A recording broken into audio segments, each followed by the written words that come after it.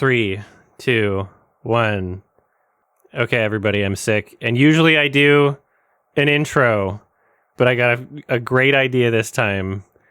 I'm going to give away my job to AI, and we're going to ask it for an intro. Oh, Lord. Hey, what the... Okay, this is already not working. I don't really use this stuff. Allow... I'm using Copilot? Okay. Don't allow. Oh. Good morning, Adam. Shut what up. Can I do for you? I'm rolling up my virtual sleeves. What am I hearing? It's Copilot. Hello, can you please create an intro that is a parody of Mr. Beast, except he's one of the games revolves around poo-poo and pee-pee? Let's keep it fun, but light. Here we go. What's up, beasts? Welcome back to the channel where we take crazy to a whole new level. Ew. Today, we're diving into a wild challenge. Loser has to spend an entire hour in the mysterious porta potty.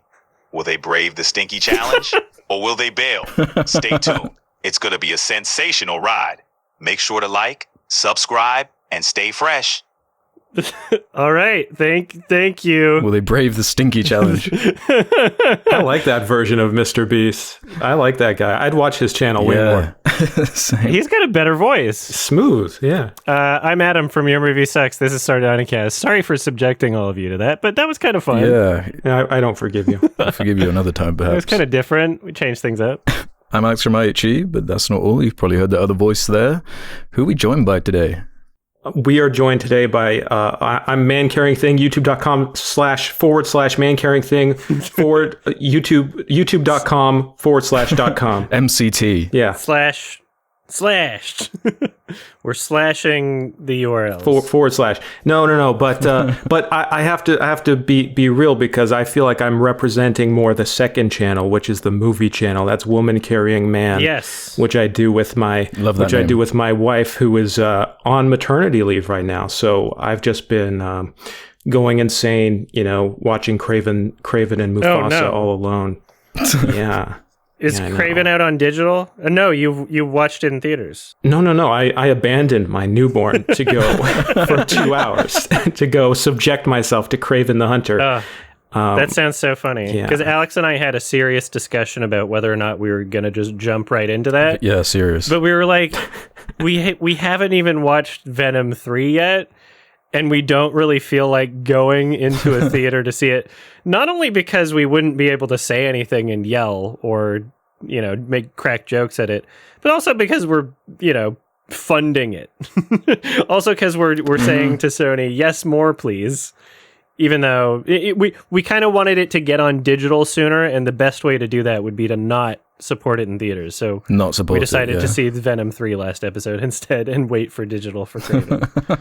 I just feel like the amount of support I show Craven would be just like a tiny little speck of sand in an ocean of emptiness. Like I don't know. Has anyone seen Craven? Genuinely, it's. You might be the only one, like genuinely the only one in the world that has seen that film. So. Yeah, I don't know. There was another couple in the theater when I saw it, and they were having a good old time. They enjoyed the whole thing. Yeah, they walked out halfway through, but I assume that's because they had some urgent business to attend to. They are very busy. Probably had nothing to do with the film. So, I guess, is it like kind of like a Russian doll scenario? So there's woman carrying man carrying thing carrying baby now. Yeah, no, it's very much like that, and like that in reality. The name of the channel originally was from a Wallace Stevens poem called Man Carrying Thing, which is just a very, I just thought it was just such a weird title. So I picked that very randomly I feel like most people just pick the most random things for their YouTube channel names. And that just happened to be it. Mm-hmm. Yeah. Alex, what about your YouTube channel name? Is it because you hate yourself? That's the main reason, yeah. It kind of stemmed from you hate to myself, and I went from there kind of thing. Yeah. I'm Alex from I Hate Myself. You can't say I'm Alex. We can't say that anymore. Oh, true. You can't say that anymore. Yeah. It's been appropriated and then canceled. Shit. Is there another way to say it? No. Je suis. No, but Jake, you mentioned your name as a reference to a poem.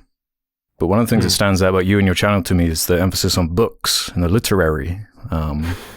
You got like quite a unique channel going on with you kind of got the short form stuff going on, but you got a few like hour long like deep dives on some things, but also you go I filter by oldest, and you got these older book reviews. So tell me about how you've like figured out how to get down to this mixture of content and focus and this love of books, and how that applies to film and commentary there. Thank you very much. Well, it started out because I had a heart and a soul, and I was doing it with a passion. And then over time, that I erased that in order to grow and build on YouTube. So now, while I have found some success, I occasionally do the book stuff to try to preserve what little is left of my heart. as just for show. It's all for show. I mean, this is for show. I mean, of course. This is a show. True. It is a show. But I do want to just shout out first off that I've been watching this podcast for years.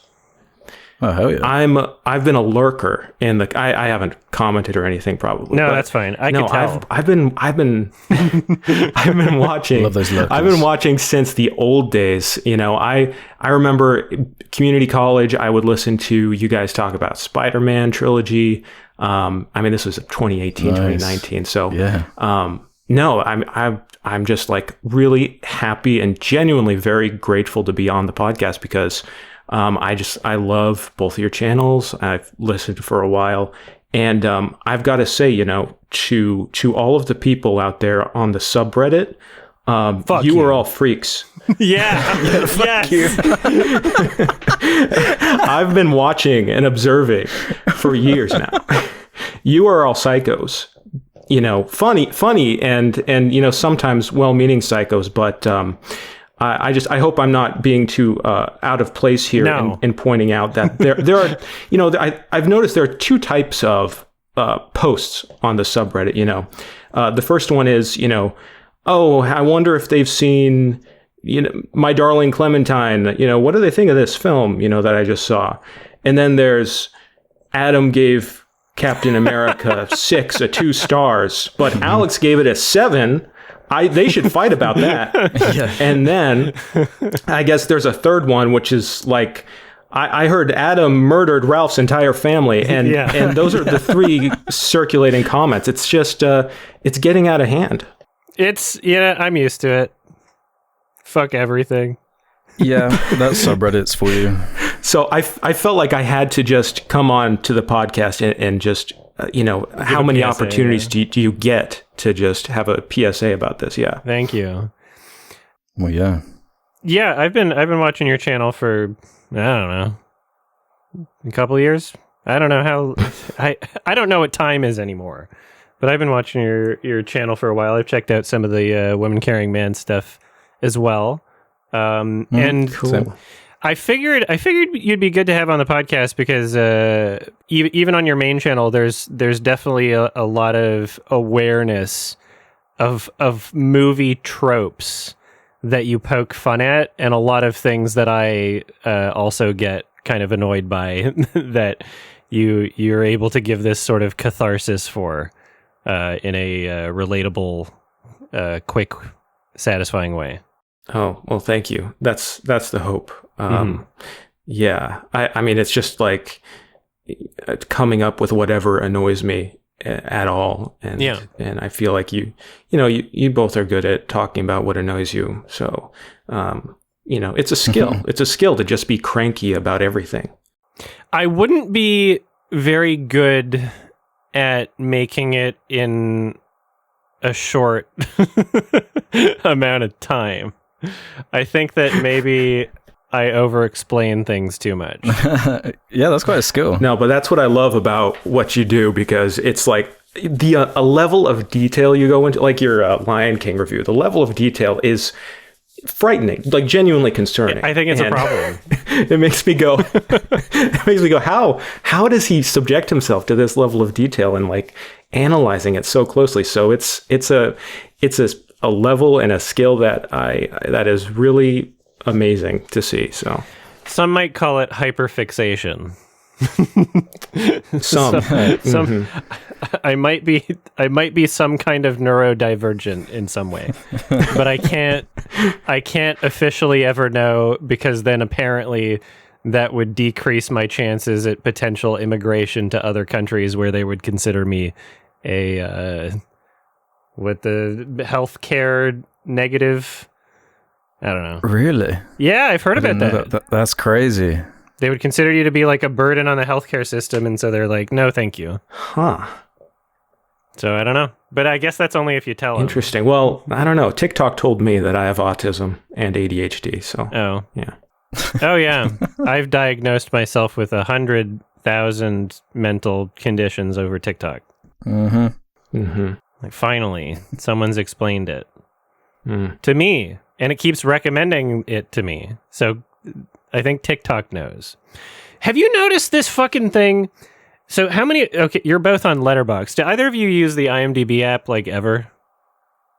I do, yeah. You do? So... Yeah. I've been watching movies, spoiler, and a lot of the time, especially now that I've been like kind of sick and bedridden for a lot, I'll like pause a movie, do something else, nap, whatever, come back to it later, like maybe a day later, right? Mm. And a lot of the time, I would say like the overwhelming majority of the time, if I go back into the app on the exact same title of whatever I'm watching, because I'll usually look it up before I start watching it, right? No Country for Old Men. And I don't have a rating or whatever. Hypothetically, I did have a rating for No Country, but on whatever title, I go back into the app, and if it's halfway through a movie or later in the day, however much longer, it doesn't really matter. Nothing has changed. But if it's after I actually finish the movie and I'm like in the end credits or whatever, there'll be a pop-up on the app that says, what do you rate this title? Right? Like, it knows that I finished the movie. And now I'm thinking, is IMDb listening for like... Does it have content ID for like the sounds of the end credits music or like the end of the movie? What's happening? Can someone explain this shit to me? Because it's happened so many fucking times, and I feel I'm trying to like test this further, and it hasn't happened with some like really obscure titles. So I feel like it must be some kind of content ID system, but I don't remember telling it that it could listen if that's what it's doing. So somebody do an investigation for me. I might just be spouting nonsense. And what would it be listening for? Like the end credits, and then it refreshes like. And then yeah. If so it doesn't. It's not based on length, because I've stopped the movie and like come back to it, right? And this happens like in a theater too, where I'll be done the movie and then go back to the same title in the app, and it'll be like, oh, the pop-up, what do you rate this? How many stars? I'm like, oh, okay, interesting. For a while, I thought it was just a default of like, you know, after however many hours or whatever, I don't know. Like, I don't know what it's doing. A form refresh thing. Because I've had this happen to me as well, but never to that level of like accuracy where it's like right after finishing a movie and then it pops up. But I don't use it as regularly as you though. So I don't know. Somebody else figure this shit out. I'm not going to talk about this any longer because I don't even know. I think this could easily be explained by the fact that IMDb is an evil website and app, and I don't know how you still use it. I feel like most people have abandoned it, right? Yeah, well, they don't. Letterboxd doesn't let you rate TV shows. I approve of that. Oh, really? Yeah. You don't like it? It's supposed to be coming, I thought. Yeah. Are they going to do that? I don't know. I feel like it makes it a bit simpler, and I don't know. I like to look down from my ivory tower down upon the TV landscape. So. Mm-hmm. Oh, you're like Tarantino looking down on TV. I see that. Yeah. I'm basically Tarantino. Yeah. IMDb has definitely gone to shit. I wish there was.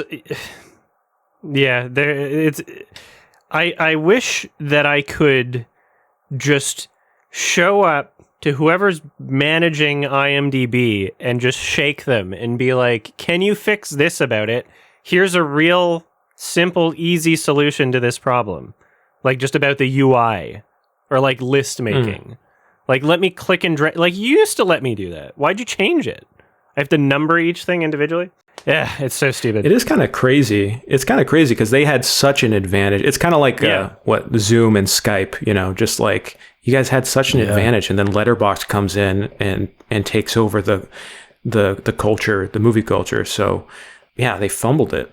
Well, speaking of fumbling it, we saw Beast Games, the new show from the titular Mr. Breast.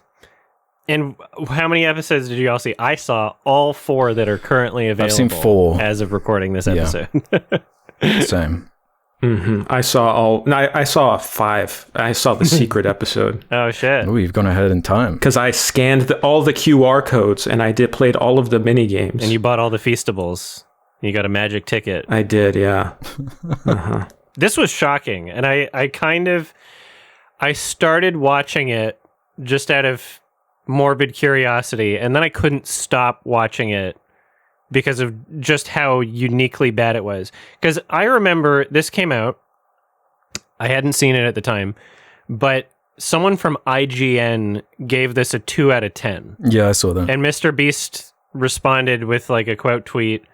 I'm paraphrasing, something along the lines of, a lot of people worked really hard on this show and had fun. Why are you trashing it? It's like, okay, well, it's kind of funny to defend it that way. Like, what if he genuinely feels that way? And even then, it kind of like, not having seen it, I was like, that seems kind of harsh. But now that I've seen it, I'm like, yeah, that's pretty fair. That's a pretty fair assessment of how fucking terrible this show is. Yeah, it's grotesque. It's honestly grotesque. The whole time I was watching these 4 episodes, all I could think was, in a few decades, Mr. Beast is going to be hosting the Hunger Games. Like, just straight up. Like, that's just where we're going to be. Yeah, I thought this was like gross. And it's so similar to Squid Game in concept and even execution as far as like the presentation of it. And these people with the masks on and the mask logos guys on their faces and stuff. It's like they serve no purpose. How have you even legally got away with this? Yeah. Well, he already did the Squid Games in real life YouTube video, and so if he didn't get yeeted over that, legally, I think that's his biggest video too. So I wonder if that fed into this whole show idea. Yeah. There's no purpose to the mask guys other than just reminding you of Squid Games. How familiar are you guys with the Mr. Beast content? Like his just videos day by day. I can honestly say I've never been able to sit through an entire one. Maybe like a minute. I've sat through the a beginning. couple. Yeah. But I can't do it because of that just frantic editing, the like screaming everything, and the text flying around and the vibrations. And it's way too much for me. But what about you, Jake? Are you familiar with the Mr. Beast? I've seen a lot of Mr. Beast videos. There's a real fascination with how they're produced. And I think just also from like an algorithmic level, like just trying to understand what they think is going to be so successful. I mean, it is successful, but also I think what makes it work so well on YouTube and keeping, 14-year-olds glued to the screen, it's so different from what they try to do on Amazon. And it's weird because I expected the show to at least be like competent and like have some interesting stuff. Like, okay, they have all this money, Mr. Beast, like he's done like cool stuff, like inarguably like some like cool set pieces, like they may not be to your taste, but it's kind of like, okay, there's some interesting stuff going on. He's objectively cool. Well, that's what I'm trying to get to. Yeah, he's my best friend. But I think that what shocked me on this, even the first episode, was that the games were like boring. It was there was nothing interesting. It was just a lot of people, and I literally like half of the games in this show called Beast Games were just people trying to decide who to eliminate amongst themselves. Yeah. It's a very lazy fucking approach. There were 3 types of games that we've seen so far. It's sacrifice yourself or someone else for money. And just say that you want money or whatever. Something involving a red ball or something involving a gold coin. And that's like all 3. It's just like, oh yeah, and then we had the quiz game for babies where a multiple choice question asked what's the largest animal, and one of the answers was blue whale, one was rhinoceros, and one was like what, ostrich? It's like literally elementary school questions to the point where even within that episode they're like, all the contestants are getting them right, so we had to make this harder, and then it was still baby questions. I'm like, dude, like, is this? Are you even marketing this like as a kids show? Like, what's going on? This is kind of boring. It's really weird. Like, it's not even stimulating enough for kids. So why are all the games like?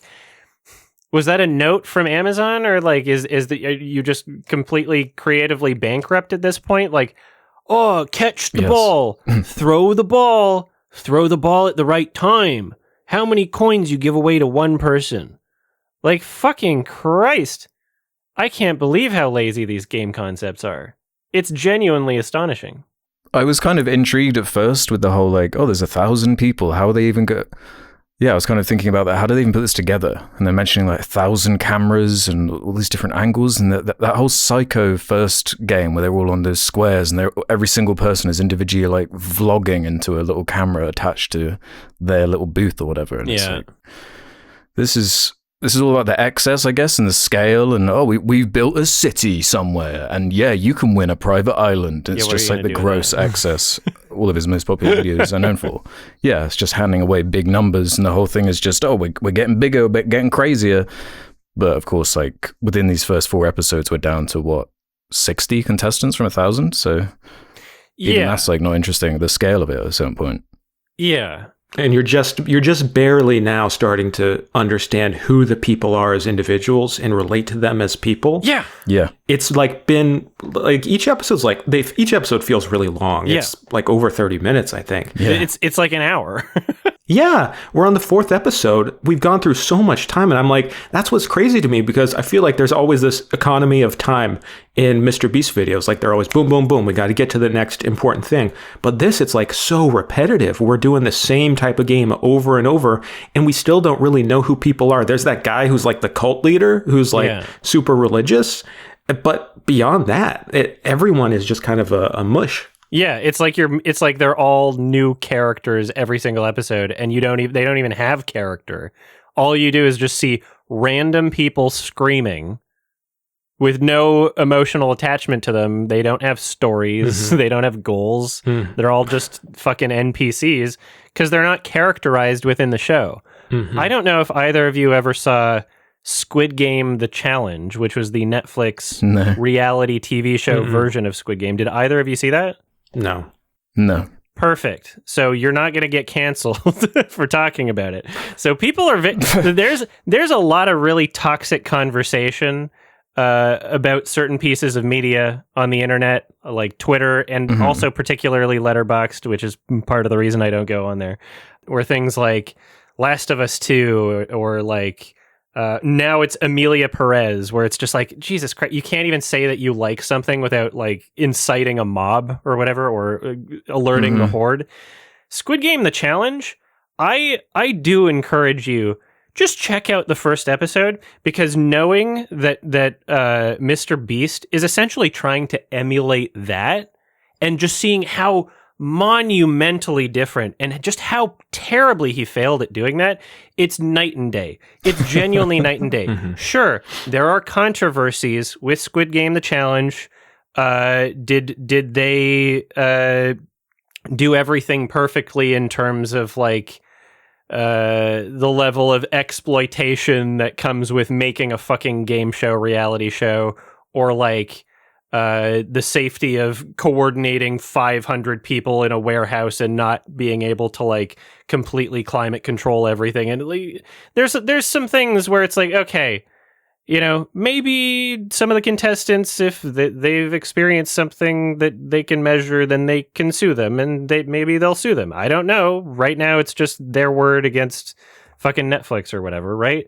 Mm-hmm. But in terms of filmmaking, it's actually really impressive. And people fucking hate me for saying this. I don't even think it's a great show. Like, it's filled with reality TV show bullshit. I give it like a 6. But they on the first episode, they characterized. There are people to follow. There are interesting dynamics, and it's just the shots are very intricately coordinated for a reality TV show where there's like 500 people. Everybody's got like a lav mic. The amount of editing and decision making that would go into curating all of that footage, and especially all of the audio, and isolating the audio from all these other people that are like within close proximity. It's actually impressive.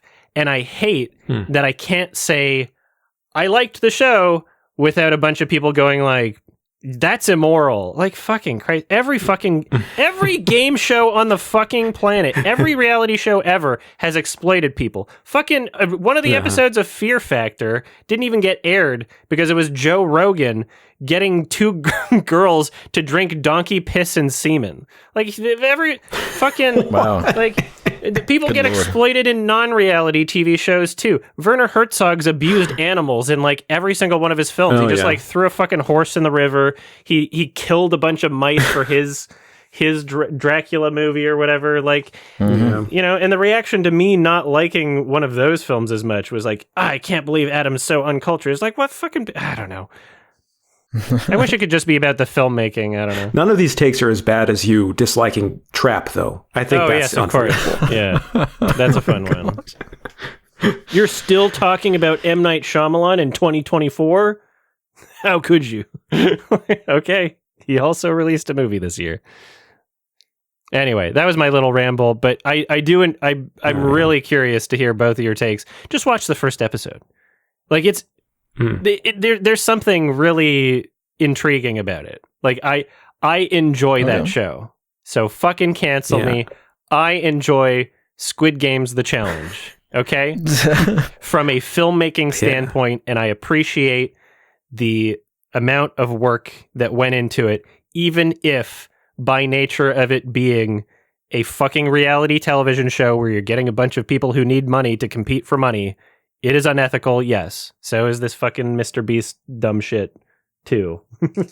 And every reality show. It's all gross. How did the production compare it's to night the and Beast day. Games, which is supposed to be the most expensive reality show ever made, keeps from what I'm reading. $100 million budget, which is obscene.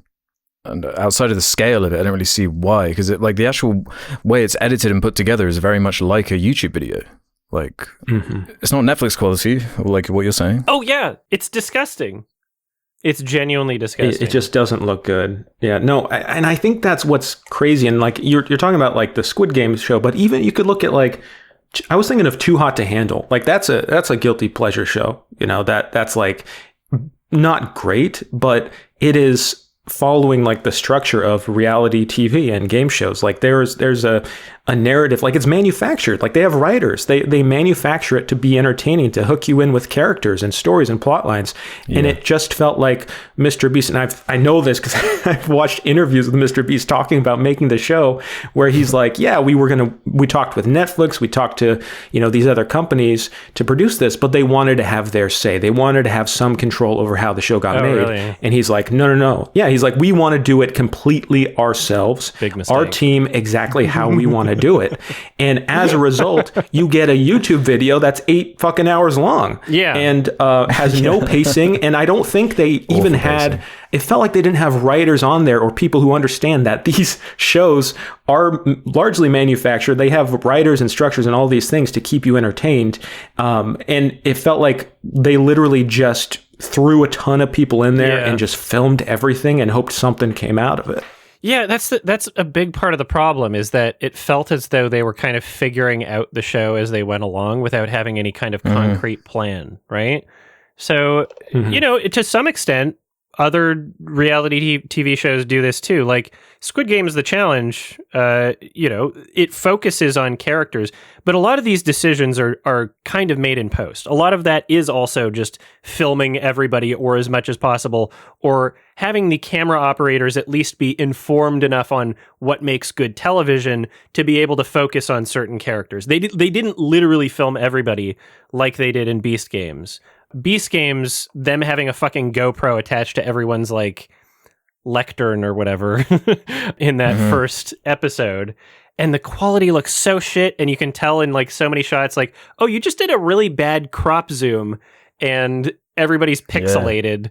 The lighting sucks. None of it looks real. The audio is fucking horrendous. It's like, he's gonna explain to the audience like a fucking child, which is I guess his target demo, every single time, saying, we broke the record. We have 1,000 cameras. It's like, okay, well, you spent a lot of money and it it looks like shit. Yeah. So that's more embarrassing, dude. It's way more embarrassing that you spent that much money. Yeah. Also, the sets aren't even like cool at this stage. And I know they keep teasing, oh, it's going to be so cool later on. But so far, like they're in this city and it just looks like a gray compound. Like there's nothing unique there. They stand up on this tower that's like a half of a car garage or something, and they're throwing giant ping pong balls. Like there's nothing visually interesting there.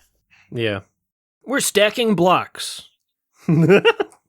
But we're describing this as like a failure, but that's part of what I'm intrigued by. Is like, this is like the #1 show in the UK. How do you even measure it as a failure?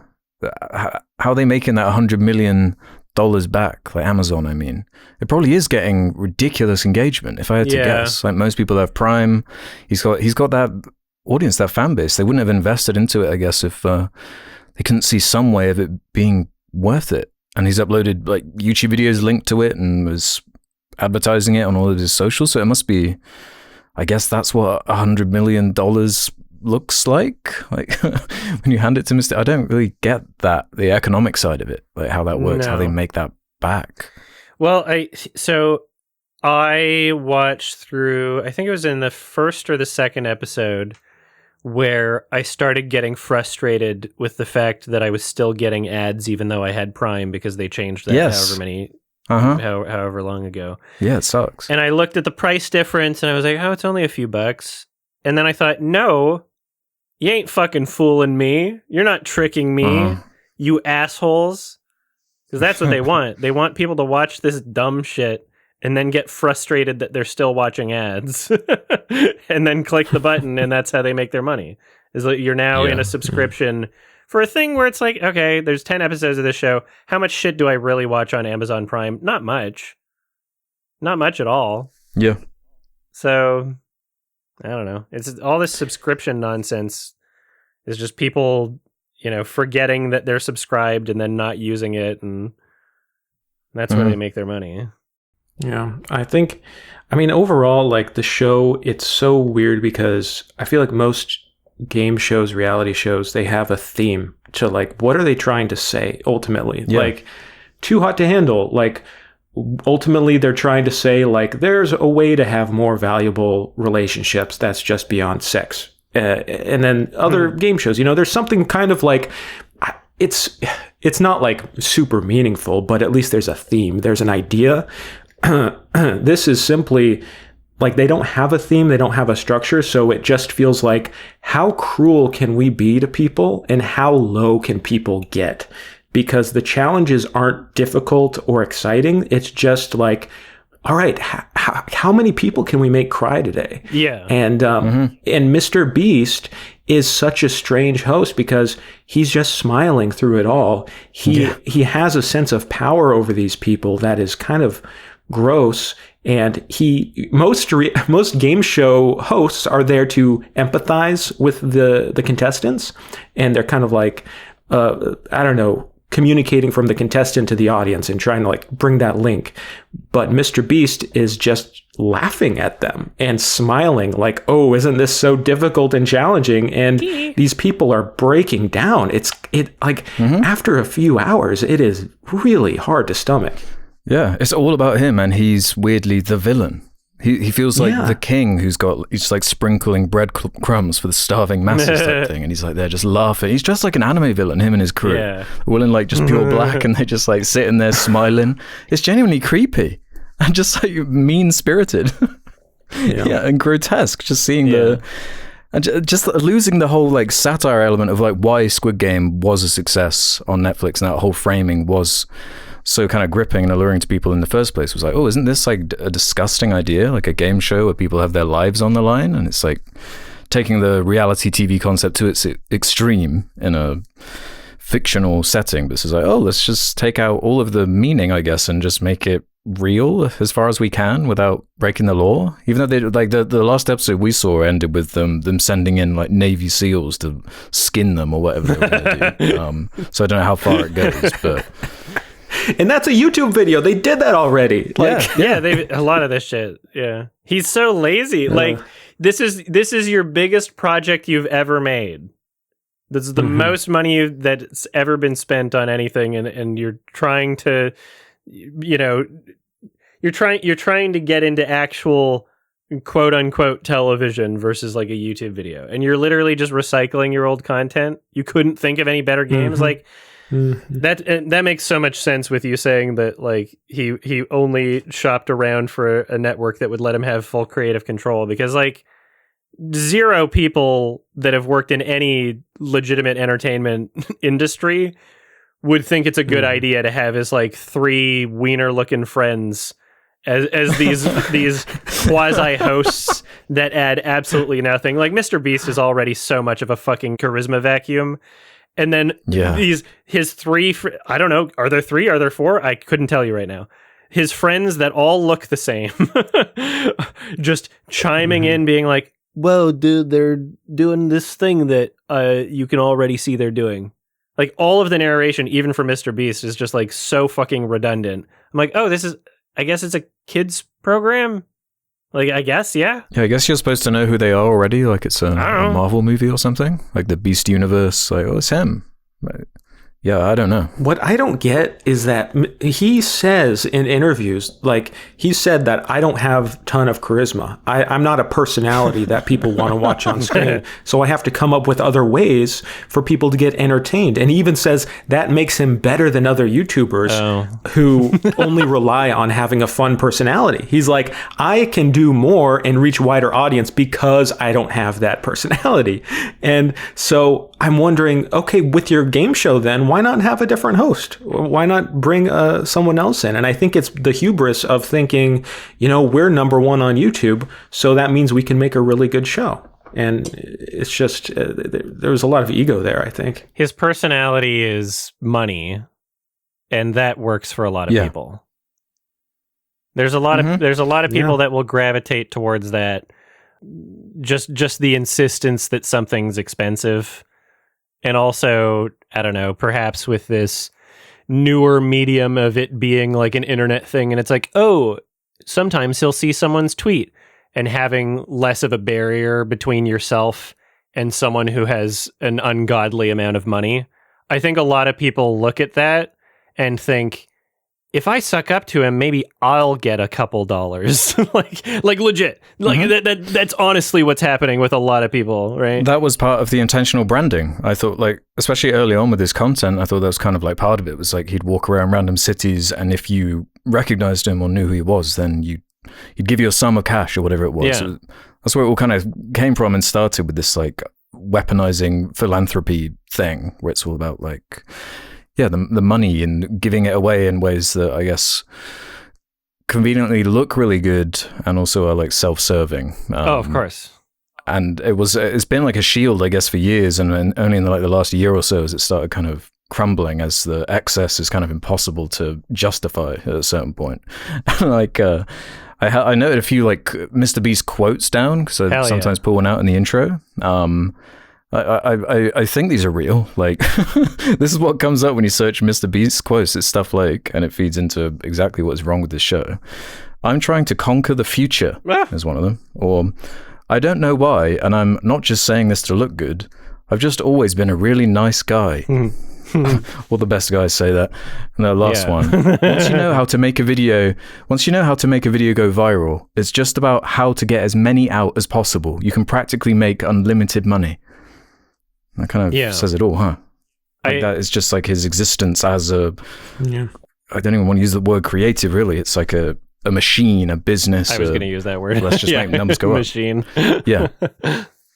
Yeah, he talks about how he's got like a CFO to like manage his money, and he's gone beyond being an individual like he's a brand. YouTube. He's like he's a brand. He's a corporation. He's worth like $500 million, if not more, at this point. So yeah, he's a very interesting type of character in the sense that like, and there's a few of these that exist on the internet of just people who now that YouTube and this algorithmic culture has existed for some period of time, like over a decade for sure, now we see people who have kind of like grown up within it, and just the human nature of like, you know, learning how to thrive within a system or exploit a system. Some people are going to be the best at it. Some people are just going to be so fucking good at it. And now seeing what that is and what that means and the type of person that is and the type of content that they produce, right? YouTube used to be like people expressing themselves, right? Now it is literally just content. Yeah, it's yeah. Mr. Beast was like where that turned for me, as far as like, you know, it used to be like PewDiePie, like a dude. He hired a few people to like help make his videos and whatnot, but it was still like PewDiePie, like an individual. But now it's like, this big brand thing. It's linked to chocolate bars. It's linked to all of this stuff. And I'm actually kind of surprised it took as long as it did for this like algorithm maxer to like just figure out how to get it to that level. Like he's got like more subscribers than there are people in America now. Yeah. So like, I'm more surprised that it didn't happen quicker, to be honest. Which is like, okay, every decision is about growth for growth's sake. And kind of begins and ends there, and just like, where does this end? How far can you take this? Like, exactly. See, I mean, he's still doing it, but I can't help but feel like the kind of spin on his optics and it coming back round on him in certain ways is like the only way it can end. Like, it's the enshittification idea. Like, when you just follow growing and growing for the sake of growing, like, where is there to go? Like, if all you're like playing around in is excess and just like, it's the biggest thing, it's the most of a thing, it's the most money I can give away, like, it's kind of starts being interesting after a certain point. Yeah, it definitely doesn't feed into the show, or there's no like creative idea or anything like that. All I'm doing is just thinking about like, there's that documentary, The Contestant, about that Japanese man who's kind of abused and had to live off magazines. And I was just thinking about like the producer. That, or the film, what was it called? Cheap Thrills, which is kind of like the sickening concept of this show, again, kind of taken to its logical extreme. It's like just rich people throwing their money around to see how far they can get the poorer people to do things that they want them to do, and just like how gross and exploitative and sick that is. And even the other day, like on the BBC here in the UK, there was a documentary going around about the late 90s, early 2000s, like boy band managers and the abuse and what the hell?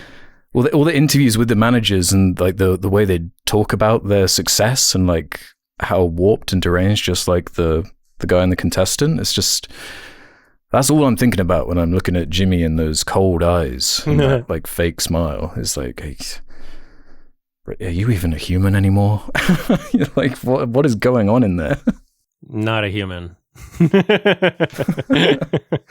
a beast. That's why I study him every day. You know, gotta learn. Gotta be on that grind set with the YouTube channel. You know, gotta become him. Yeah, I think one of the telltale signs of like a YouTuber just like creating content without a soul is watching them kind of morph into like a very child-friendly brand, like attemptedly, where it's like, oh, you're making content for children now because you know that is one of the most lucrative markets, right? You didn't start out making content for children. You're just doing that because that's where the most money is. Like, and because that's the easiest way to, you know, convince stupid people to buy your dumb fucking energy drink or whatever, right? Like, Right. it's all money. Yeah, it's the most lucrative angle. Yeah. It is interesting to see the backlash, though, because I think this is like, it hasn't led up just quite yet. And I feel like it's just a wave building. And it's really interesting to see how he's handling it and how they are all trying to just ignore it. I know he probably has the most powerful PR people telling him what to do right now. But I do think he is a very, like, sensitive about it, because I don't think he's dealt with this much backlash before, and I think it is kind of I don't think he really knows how to handle that, because his whole thing is being not divisive, and now that he's becoming divisive, he might have to lean into one thing more than the other, or make a statement, make a stand, and try to curate his audience in a new direction. But he fundamentally, that's antithetical to how he makes content. So it's just going to be interesting to see what happens. I don't know. I think he's uncancelable, and people don't give a shit. Like we're like we're internet people. Like we hear about the controversies and all that shit, but like his audience is children. Who cares? Like he's gonna be fine. He's not gonna have to address it. He's never had to address anything, really. He's fine. He's literally uncancelable. He's made it. He's never gonna not make it. Yeah, I suppose he can afford the best lawyers in the world. So yeah. Even if there is drama linked to the show or investigations. I have information that could lead to the arrest of Mr. Beast. So. Oh, hell yeah. Drop it right now. Right here, right now. No, I would. They'd kill me. I can't. Yeah, literally. Put you on the Mr. Beast Island or whatever. Yeah. Okay. Anything else to say about this show? It's really, like, what gets me the most is just how terribly fucking filmed it is, and how little of a plan they had for just making anything that's even compelling at all. Like it's just, you didn't know what you were doing, you didn't know what you wanted to do, or you just kind of like farted something out, which is embarrassing when you're spending that much money on it. Like theoretically, you would have the resources, or at least want to have the amount of planning go into something to make it better than your YouTube videos. But as it is right now, it's somehow worse filmed than his YouTube content. Yeah. And more boring and less compelling, less of a hook. It's worse than his YouTube videos. How the fuck did that happen? So 2 out of 10 for me right now, but we've only seen the first 4 episodes, and maybe it'll get really good. Yeah. Well, yeah, and meaner. It's a lot meaner as well than what I've seen from his other videos. I'm here for it. Once you're a couple episodes in, and you're on the 10th crying, screaming breakdown from someone that had to put their dog down so they could go and compete in the show or whatever. It's like, what are we doing here? Yeah, it's mean-spirited, horrible, just missing the point entirely. I don't like the average reality TV show, but this was like insulting to me. This is a 0.5 star. Go away. Yeah, I'd give it probably a 2 out of 10, closer to a 10 than a 1, but nice. Yeah. Perfect. We have a recommendation from Man. Yeah, man. No country for old men carrying things. Go for it. What is it about? Yeah. So there's this movie called No Country for Old Men. I don't know if anyone's heard of it. Never. It recently was put on 4K through Criterion. Good timing. And yeah, so I didn't really plan to talk about this, and I haven't really thought about it for a while, but they put the Criterion edition on the Criterion channel, so I was able to watch the special features, which I love. Yeah, the special features are on Criterion channel right now, and I was really excited for that. That was the only reason I was excited for the 4K upgrade, because they have a conversation with Megan Abbott, who I think is a writer, fiction writer. Anyway, she has done several interviews with the Coen brothers on their other Criterion editions. I think she did one on Miller's Crossing and on Blood Simple. And those are some of the best interviews and discussions with the Coen brothers talking about their actual films. Okay. She can really get some interesting tidbits out of them. So I rewatched the movie, and then I watched that conversation, and I felt like I came away with a new respect for the movie. So I thought it would be fun to, talk about it and revisit it, and I can maybe share some of the fun little details that she teased out of them. Please, yeah. I love this movie, so. Okay, cool. Yeah, I think this is in the last 365 days. This is my third time seeing this movie. Nice. Oh, really? I just happened to, because I hadn't seen it in years, and I think it was on the flight back from Vegas I watched it, and was like, watching it on this little plane monitor is not enough. No. And then watched it properly. And then the 4K came out, so now I got to see it again. So this is, it's fresh in my mind. It was fresh in my mind anyway. You've memorized I can watch this film whenever. I pretty much memorized it at this point. One of their best, and also unique in their catalog, as far as the minimalism of that style that they're going for here, and especially following up Lady Killers as well, which I think is probably my least favorite film of theirs that I've seen. There's only a couple I haven't from their whole catalog, but it's definitely the weakest. So following that up with this, wow. It doesn't really get much better than this as far as like westerns, exploring tension, this just every element being this like minimalist interpretation of like westerns, or flipping what you'd expect from these genres on its head, and saying it ain't gonna end well. Let's just put it that way. It's not about happy endings. It's not about the guy coming in and saving the town. It's quite the inverse, actually. It's quite we can get into it, the philosophy that they kind of explore through this villain and this world that they set up, and the way these different characters are exploring it or trying to make sense of it. It gets quite deep and fairly nihilistic, I feel, by the conclusion, but we can get into that more as we pick apart the film, I guess.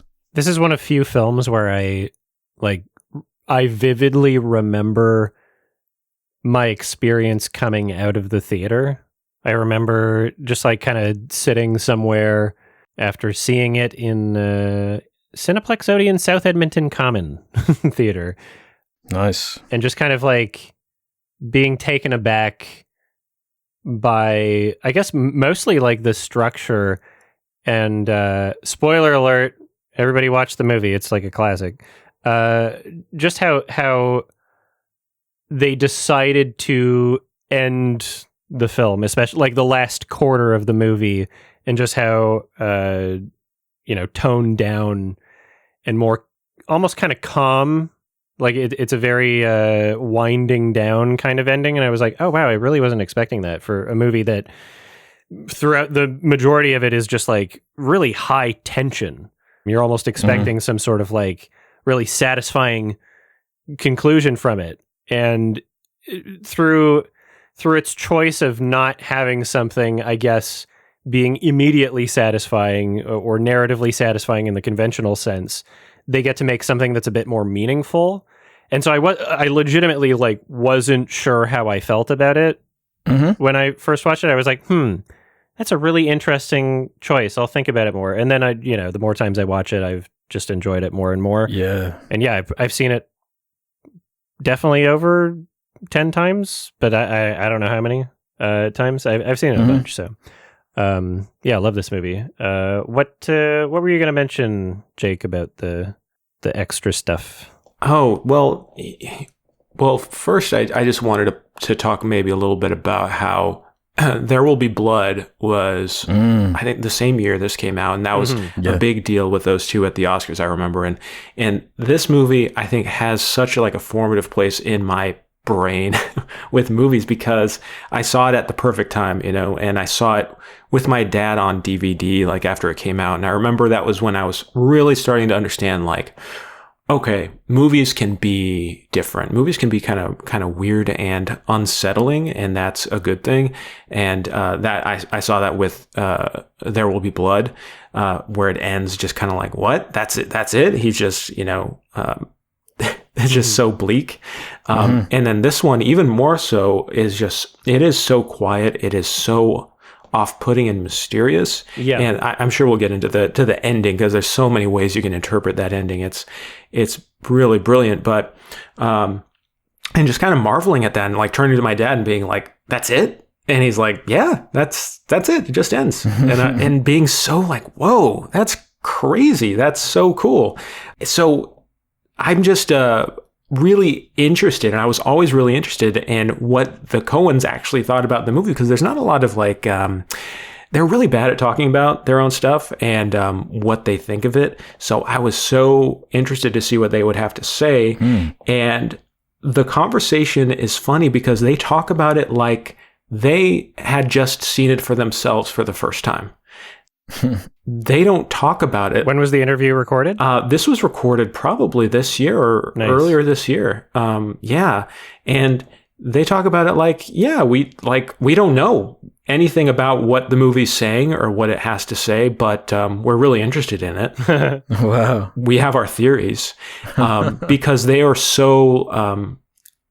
it felt like they were doing it from like a real exercise in adaptation. Like they, something else I learned in that interview is that they were given like the galley proofs or whatever for the book before it was even out, because their agent was like, "Hey, this might be something you want to do." And they thought that this could be maybe the only Cormac McCarthy book that could be turned successfully into a movie, because they were fans of Cormac McCarthy before, but I guess they were like, "Hey, but this could actually be a movie." And I've read not the entire book, but a lot of the book. And a lot of what they peel away from the movie are these long monologues, like character-focused monologues. And they really strip it down into like its stark essentials. And it works so well because of that. And it has like this, I mean, we all know, it's so pared back for what is like a pulpy crime thriller. And I was interested because of how they talked about, like, yeah, we're just kind of like interested in how this movie would turn up on screen. How could we depict this and kind of translate what we felt with that book? And when asked about the ending and what they felt about it, they're just like, "I don't know. I have no idea." You figure it out. It's pretty funny. It's just what made sense to them. Yeah. I'm curious then, if you've read a big chunk of the book, how it compares with, because obviously there is dialogue, but it's mostly communicated through visuals and sort of subtle sound design and through characters actually not talking a lot. So how's that kind of communicated in the book? So like a lot of description of like, and then he shot them. Like I'm just curious how that minimalism is different or the same. Well, have either of you read any Cormac McCarthy, just out of curiosity? I've read The Road. The Road, yeah. And I own Blood Meridian, but I'm a bit scared to start it, to be honest. From what I hear. Yeah, Blood Meridian. What a task that is. I have some audiobooks that I haven't listened to yet. I think No Country for Old Men. Oh, that's another thing. It started out as a screenplay. So before Cormac McCarthy wrote it as a novel, it was a screenplay. So that's, I think, why it works so well as a movie too, because it has that structure, that skeleton that is so movie-centric and draws from so much like, noir, cat and mouse, but also like that Western vibe and influence. But no, Cormac McCarthy, his descriptions are super, super specific. It's very rooted in like the era. So something that's funny watching it, when I was a kid, I didn't realize it was like a period piece. You don't really realize until later, like, oh, is this like in the 80s? Yeah, this is like the 1980s, because you just assume, oh, it's Texas. Everyone dresses old timey, in this part of Texas. But and then you kind of realize, oh, it's in the 80s, because the border crossing guy asks Llewellyn, if he was in Nam. And you're like, oh, okay. All right. They actually say Nam in the movie? Nam, yeah. Nam. If you were Nam, yeah. Important detail, but I mean, it is. So yeah, to answer your question, it is. To answer your question about the book, how it's written, it is super detailed, very specific, like the exact type of guns, the exact type of car. And that's another thing in the interview that Joel Cohen said. He asked Cormac McCarthy, like, hey, how accurate is all of this period detail? And I guess Cormac McCarthy said something like, down to the wings of a gnat, like he's he was, I guess, very focused on the details of the period. Yeah. Great. Yeah, I'm very impressed by the Coen brothers in terms of like how detail oriented they are.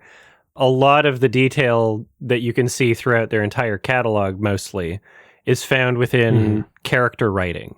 So even these tiny, small characters that will show up only for like a tiny scene, they're unique and memorable characters, from casting and like, body type and the haircuts and the costumes, but especially the way that characters talk. There's just such a genuine nature to how these characters are performed and written, where it's like, oh, it's like you just plucked a real person out of real life. And, especially I've spent like a good amount of time in the American South now. There are some characters, and it's fun if you're going to have something as a setting, whether it be like a period piece, time-based setting or a location-based setting.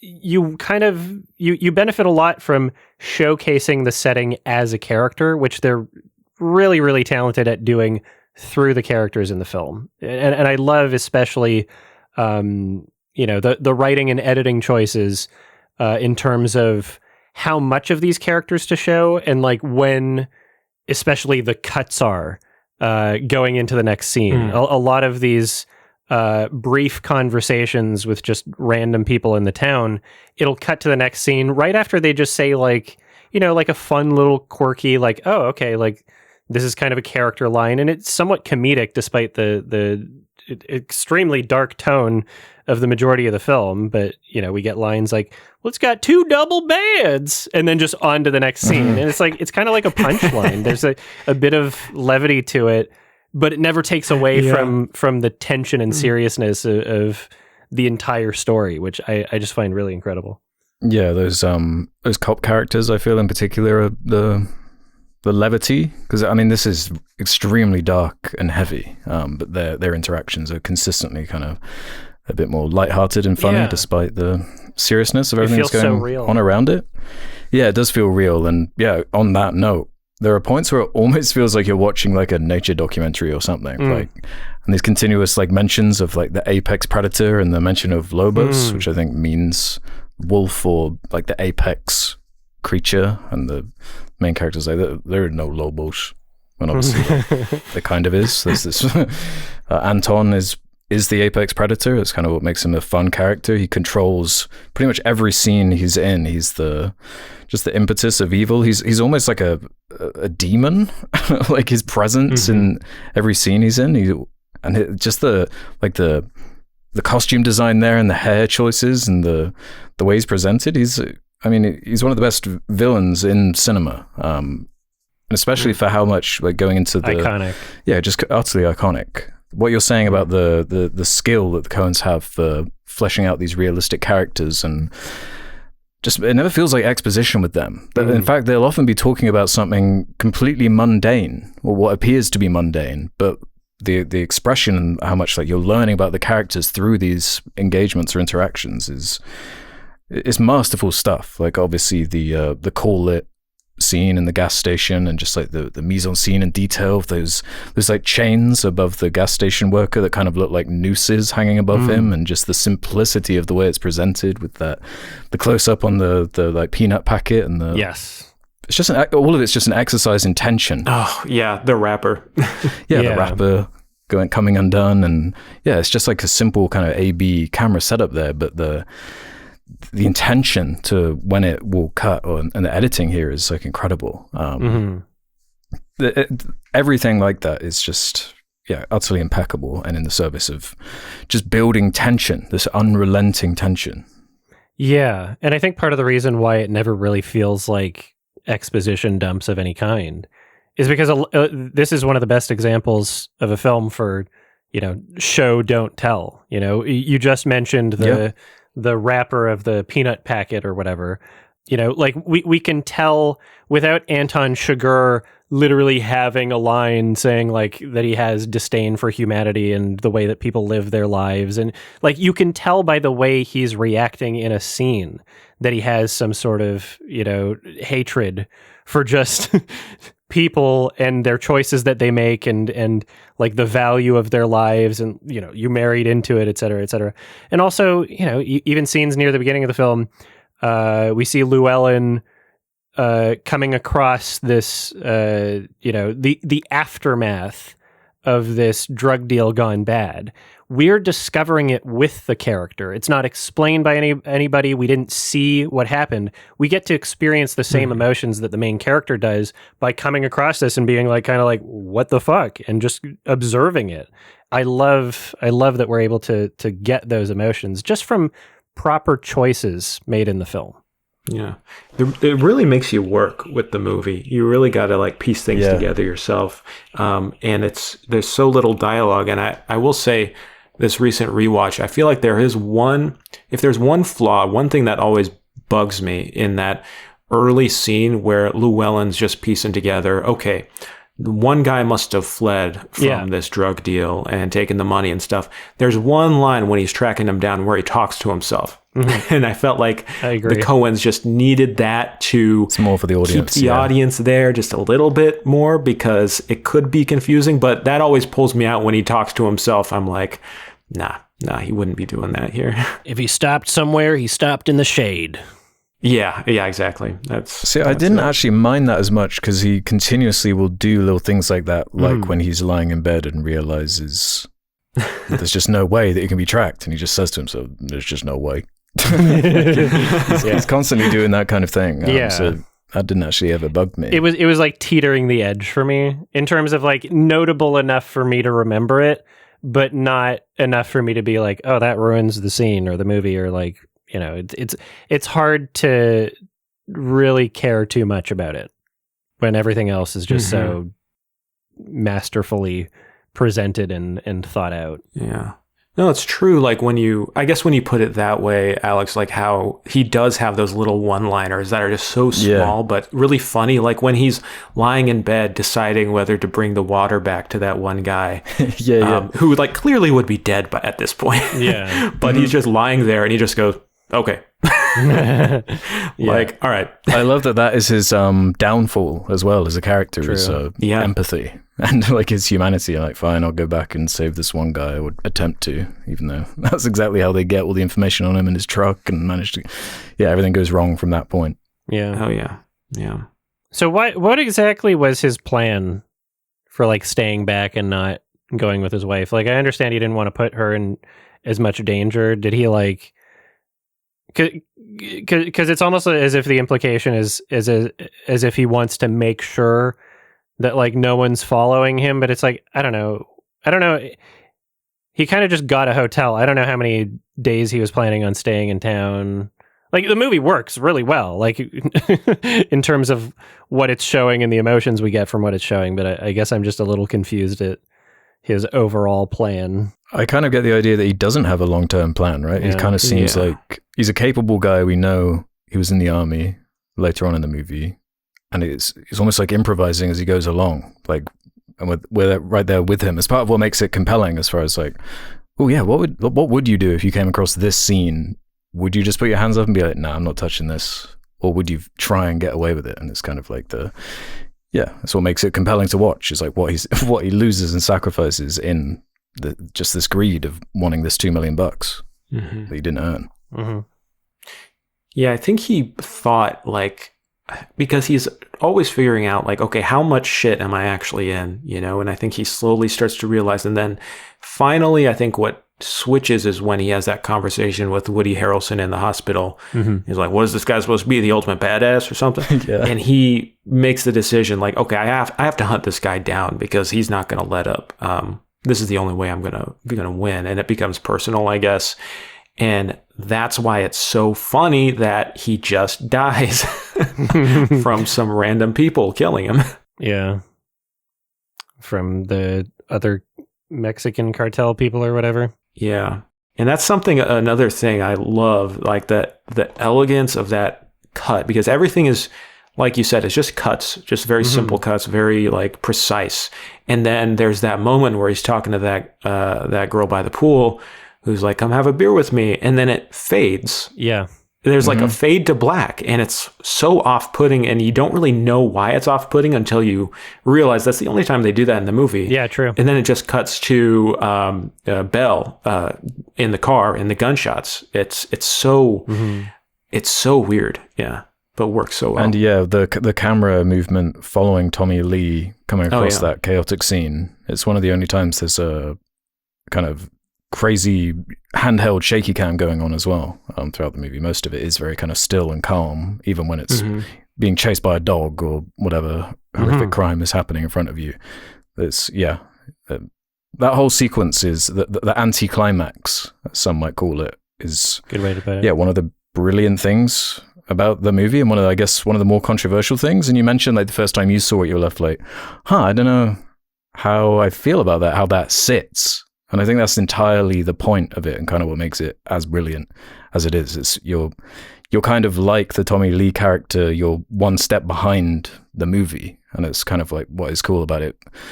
Going back to him almost as the perspective character towards the end, and this old man just like trying to make sense of this chaos of this world that he doesn't even recognize anymore. It's like, yeah, maybe there is no way for me to pass this. Like, how do I make sense of this this chaos that I've just seen happen in front of me, and I've got nothing from it. They don't get the money. Anton gets away. Like it's a really bleak like way it wraps up. And I think it's kind of almost like a criticism of like main character syndrome, you know, of just being like, this is fucking reality. You got fucked up. Okay, you're not a superhero. No plot armor here. Yeah, you like Woody Harrelson said, you're not cut out for this. You're a guy who was in way over your fucking head, and you're facing the consequences of this. You know, it's literally just a way of presenting like, oh no, this is, you know, other movies might have a you know, fairy tale fucking ending, might have some fucking superhero shit going on. But no, this is real. These are real legitimate consequences to the situation that you've placed yourself in. And it's you know, it's like a wake up call almost. It's a confrontation of people's fantasies. I think the what is also so unsettling too, you know, like we were talking about Shiger being like this devil, like being Satan and this symbol of pure evil. But then at the end of the film, he just gets hit by a car and goes stumbling off. Yeah, I love the irony of that. He falls to the same chaos and random chance that he tries to force upon others, you know, like it's out of my hands. And we start to feel like, okay, well, maybe he is God if he can do these, if he lives this way and can feel above them. But also there's like this entropy inherent to everything, and that none of us are free from just the passage of time by the fact that we could get hit by a car, we could, you know, cancer, you know, illness. I mean, it's one of those things that is, it just really makes you think when the movie ends. Yeah. Especially with how the coin element kind of feeds into that exact point you just made, where Antoine in so many scenes is making out that there's a randomness to what he's doing, even though he is like a cat who's already caught the mouse in all those scenes with the coin. And it is just like a form of torture, basically, which is what is so strong about I can't remember the actor's name right now. The character Carla Jean, the wife character Kelly MacDonald, where she's presented with this chance coin flip option, but she's like, no, I'm not playing your game. That's what someone needs to say in Beast Games. Sorry, call it. Yeah, that would be such a. I'm not going to call it. Hopefully, they don't get the same fate. I'm not doing this, Jimmy. But yeah, I guess that like juxtaposition of him trying to bring forward this idea of the randomness of the coin when he actually has full control, and then actually by the end, the randomness of the world he's living in, breaking his arm, and it's almost like that's almost for the audience, where it's like, oh, this is so miserable, everyone's been destroyed in some way, but this character, like, we're concluding his arc by reminding you, maybe he's not the literal devil, like he's not safe from fate or determinism or whatever you want to class it as. He's not Jigsaw. No, not quite. Yeah, he's not the serial killer from Trap or whatever. He's just like Mr. Beast, you know. He's just like Mr. Beast. This is kind of a perfect I pairing. like it when the recommendations connect. Yeah. Anton Chigurh is exactly like Mr. Beast. Yeah. Traps people and is like, now drop the red ball. Call it. The performance is so good.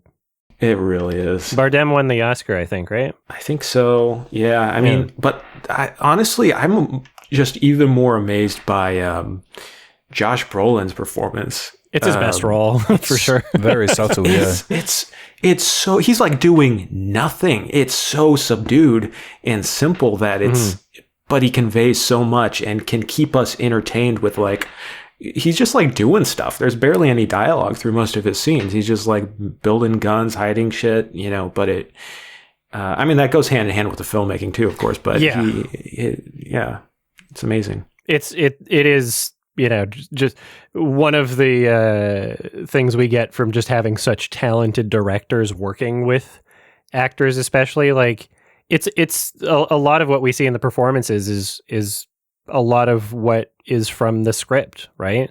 We see so much subtlety within the characters and how they're feeling and how they're processing things just by having an actual plan to showcase these emotions in ways that aren't overtly explicit, but you can tell that something's cracking beneath the surface. You can tell that he kind of knows he is in way over his head and that he's, over the phone when he's like, no, I'm just going to try and get you or whatever. Like, you can tell that he thinks that he kind of fucked up and that he's putting on like a tough guy performance as he's doing this, right? He's out of his depth, yeah. Yeah. Mm-hmm. Yeah.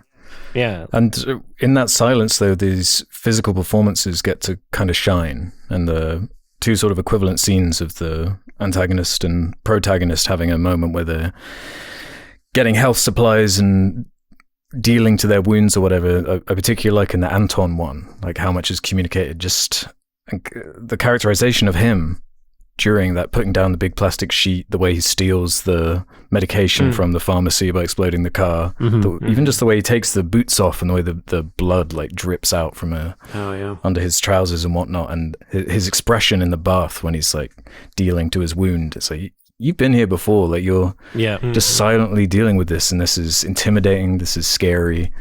Like he's a fascinating sort of character to follow, even though he's a psychopath. So yeah, both of them are. I mean, there's something about watching like really competent people try to like survive something. And like Josh Brolin, and another thing that's so interesting with that, again, that interview on the Criterion edition is that apparently Josh Brolin's audition tape for the movie was filmed by Quentin Tarantino. Nice. So I guess he was working on like Planet Terror at the time, and on the edition you can see a little clip of what that audition tape looked like. And I guess the Coens, they saw the tape and they're like, yeah, we don't really want you to be in this movie, but who filmed this? It's really filmed really well.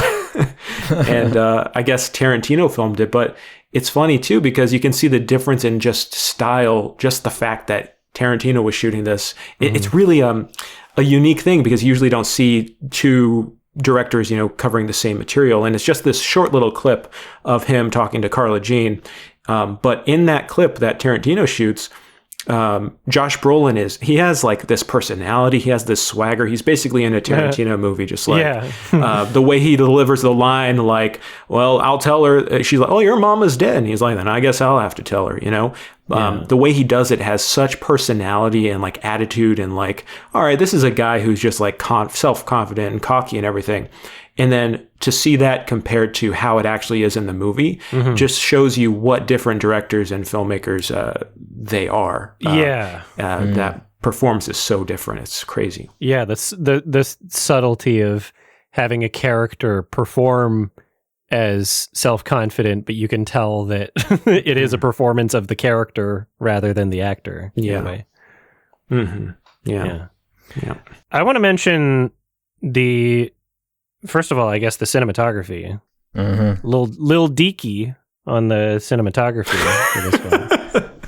Lil Dicky? Yeah, Lil Dicky. He's great. Yeah, I think it's like he's pretty good. Yeah, he's all right. not bad.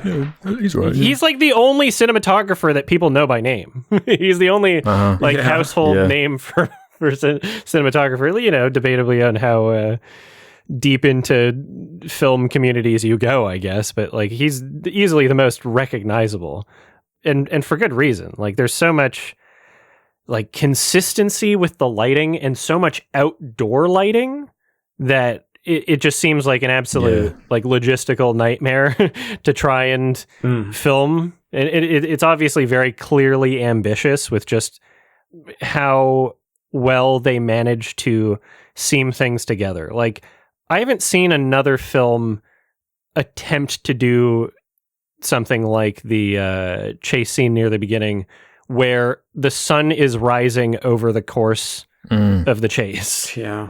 And even though, you know, it's a little imperfect, sure. You know, you can tell, you know, maybe the clouds moved a bit too fast between this cut and the other cut or whatever.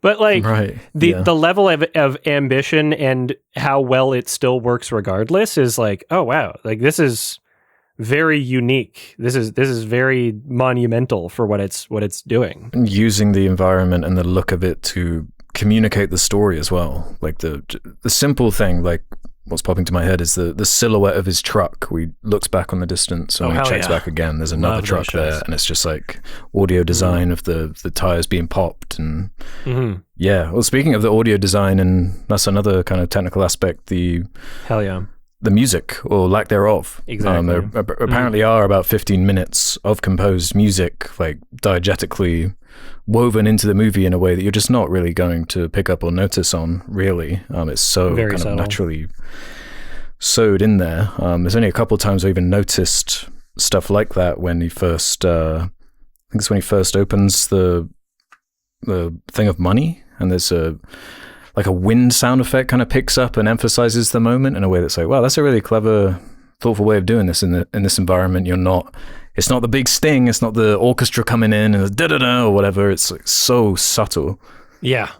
I was thinking about that as I was watching it this most recent time for sure. I'm like, this could have been ruined in ways that maybe a good amount of people wouldn't even know. But for me, like this could have been just so frustrating if they had like really obvious use of score, because, you know, a lot of filmmakers, when deciding which places in the film to have a score, or what tone for the score or vibe for the score, or how present it is, a lot of the time that decision comes from this idea of like, well, here's this exact emotion that we need people to be feeling.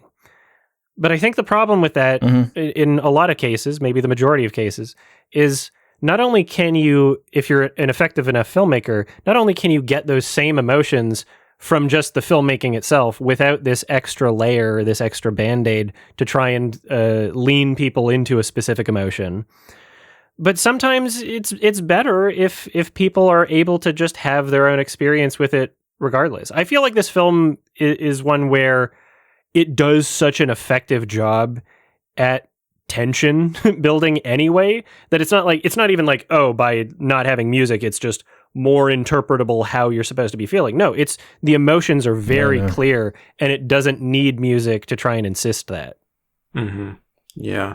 Plus, you get more out of the sound design too, because if the soundtrack was blaring over so many of these scenes, we wouldn't get so much of the incredible like quietness, right? When he's in the second hotel, and he paid money to the guy at the desk, being like, "Let me know if anybody comes in, any swinging dick." Later, he's like noticing the beeper, seeing it flash, but it's silent, and then just this tiny moment where it's so quiet, but you can hear something, and it does kind of remind you of the suppressed shotgun kind of sound, and it's so terrifying because he's not sure what he heard. It's not explicit enough to be like, oh yeah, definitely this is what happened, but it's like we know as audience members, okay, something's really wrong here. Like that, it's terrifying. I love it. Yeah. It's so hypnotic when you get into the rhythm of the sound design. And I don't know, I kind of reminds me of like a Bresson movie where it's just the sounds are so specific, like the sound of that crinkling wrapper, the reason why it's so memorable is because that sound is so different from all the other sounds we've heard so far in the movie. And then, like there is music, but it's so subtle. And I guess when they were trying to, they asked their composer, like, hey, can you write something for the credits? And I forget the composer's name, but he's like, okay, based on what? Carter Burwell? Yeah. And he's like, okay, write it based on what? There's no music in any of the movie. How do I write this piece? And they're like, oh, I'll just figure it out. And it's the piece, I guess he based the final credit music on the ticking clock in Tommy Lee Jones's scene. And it goes from that ticking clock to the and that like rhythmic. I love that music. They use it in the trailer, but there's something perfect about that piece that like takes you out of the movie on that like ominous dread. So I just wanted to call out how the credit music works so well too. Yeah, it's funny how that's positively notable. Mm-hmm. Yeah, like in so many other films, we wouldn't be talking about the credit music, but you're absolutely right. Like that, it's an iconic score over the credits somehow. Yeah. And I mean, also probably more notable just because of the lack of score throughout the film too. But it's like it really somehow manages to like continue the same feeling of the film, despite not having it previously. Finding the subtleties in the silence. It's like, the more you think about it, the more it's like, well, there's actually a hell of a lot of like an intention that you need to apply to this in a way that wouldn't be quite as important if it is a big like raging. There's a poppy score like playing over every bit of action or tension or whatever. That the classic horror strings is like Anton sneaking around barefoot, like it would ruin the whole thing. Yes. But instead, they have to put all this attention on like when he's sneaking around barefoot and he gently places the air canister down and like what that would sound like. Yeah. Just like these really subtle noises and how much that enhances the scene or especially the buildup of tension. Yeah, that stuff really stands out the more times you watch it. Like every time there'll be some technical thing like that where it's like, oh, that was an intentional choice. I didn't even notice the first few times, but this is like a really just an expert way of handling some of these moments. Yeah. Super detail oriented. I have there are anybody who's ever heard me talk about anything knows that there are certain pet peeves of mine in films. One of them is very common, and it pisses me off to no fucking end when there's a character in a film strangling another character, or that's the implication, and that's what they're trying to say, and you can see their thumbs over their throat, and that they're not putting any pressure on their throat because they're showing it. So my thought is like, okay, just don't even show their fucking hands so that I can make it up in my mind and believe that maybe they're like actually putting pressure on the character's throat.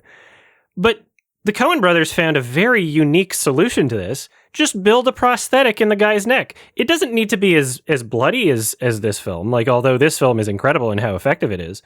But like, why aren't other movies with budgets doing that? Like, you can protect the safety of the actor and still have a shot where it's showing like, oh, you're actually putting real pressure into someone's throat, or just, like have the entire throat be prosthetic or something. Like the way that they filmed the strangulation scene with the handcuffs in this is just like mind-blowing. I love that decision and just the blood coming out, and like you can really feel that he's pulling and actually strangling him. Yeah, the look on his face is great too, but like fuck, such a pet peeve of mine, and I'm just like it to see it done not only in a way that fixes that issue that I've had, but like goes above and beyond. Like, oh wow, you went like 10 extra steps above, like very happy to see it. Yeah, and you mentioned the kind of violence of that scene with the blood and whatnot.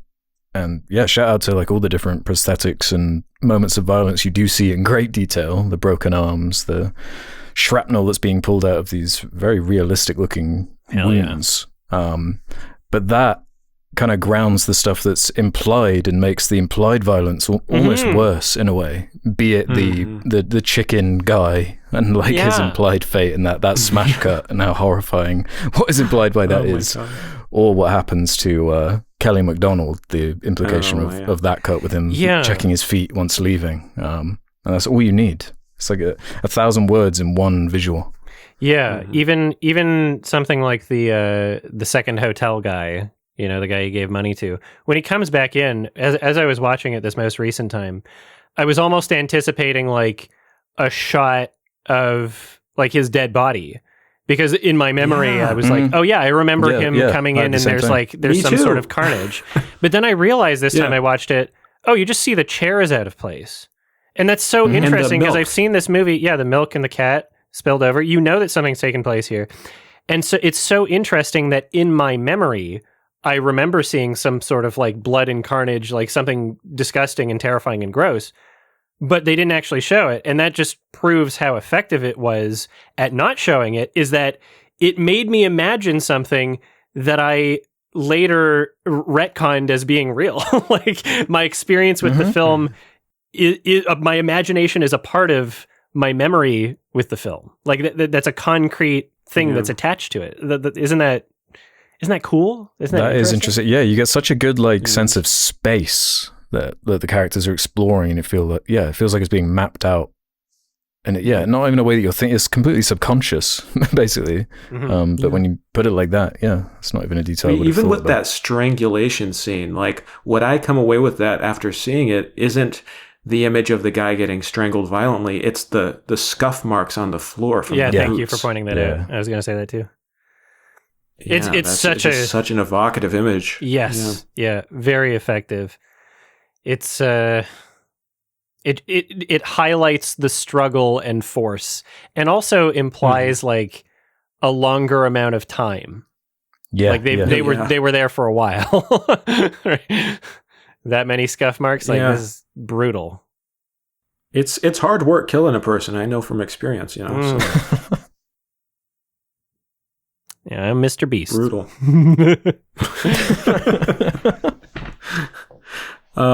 Do you guys want to talk about that, the ending? I love asking people like how they perceive the ending, and if it is kind of if it is as cynical or dark as it might actually be. I don't know. How do you guys feel after experiencing that monologue? I feel like I have a different kind of feeling each time I watch the movie after he describes these dreams and what it means, and he's talking to his cousin, and these ideas of retribution or how to make sense. I was kind of getting at it earlier, like the cop saying, how do you even defend against it?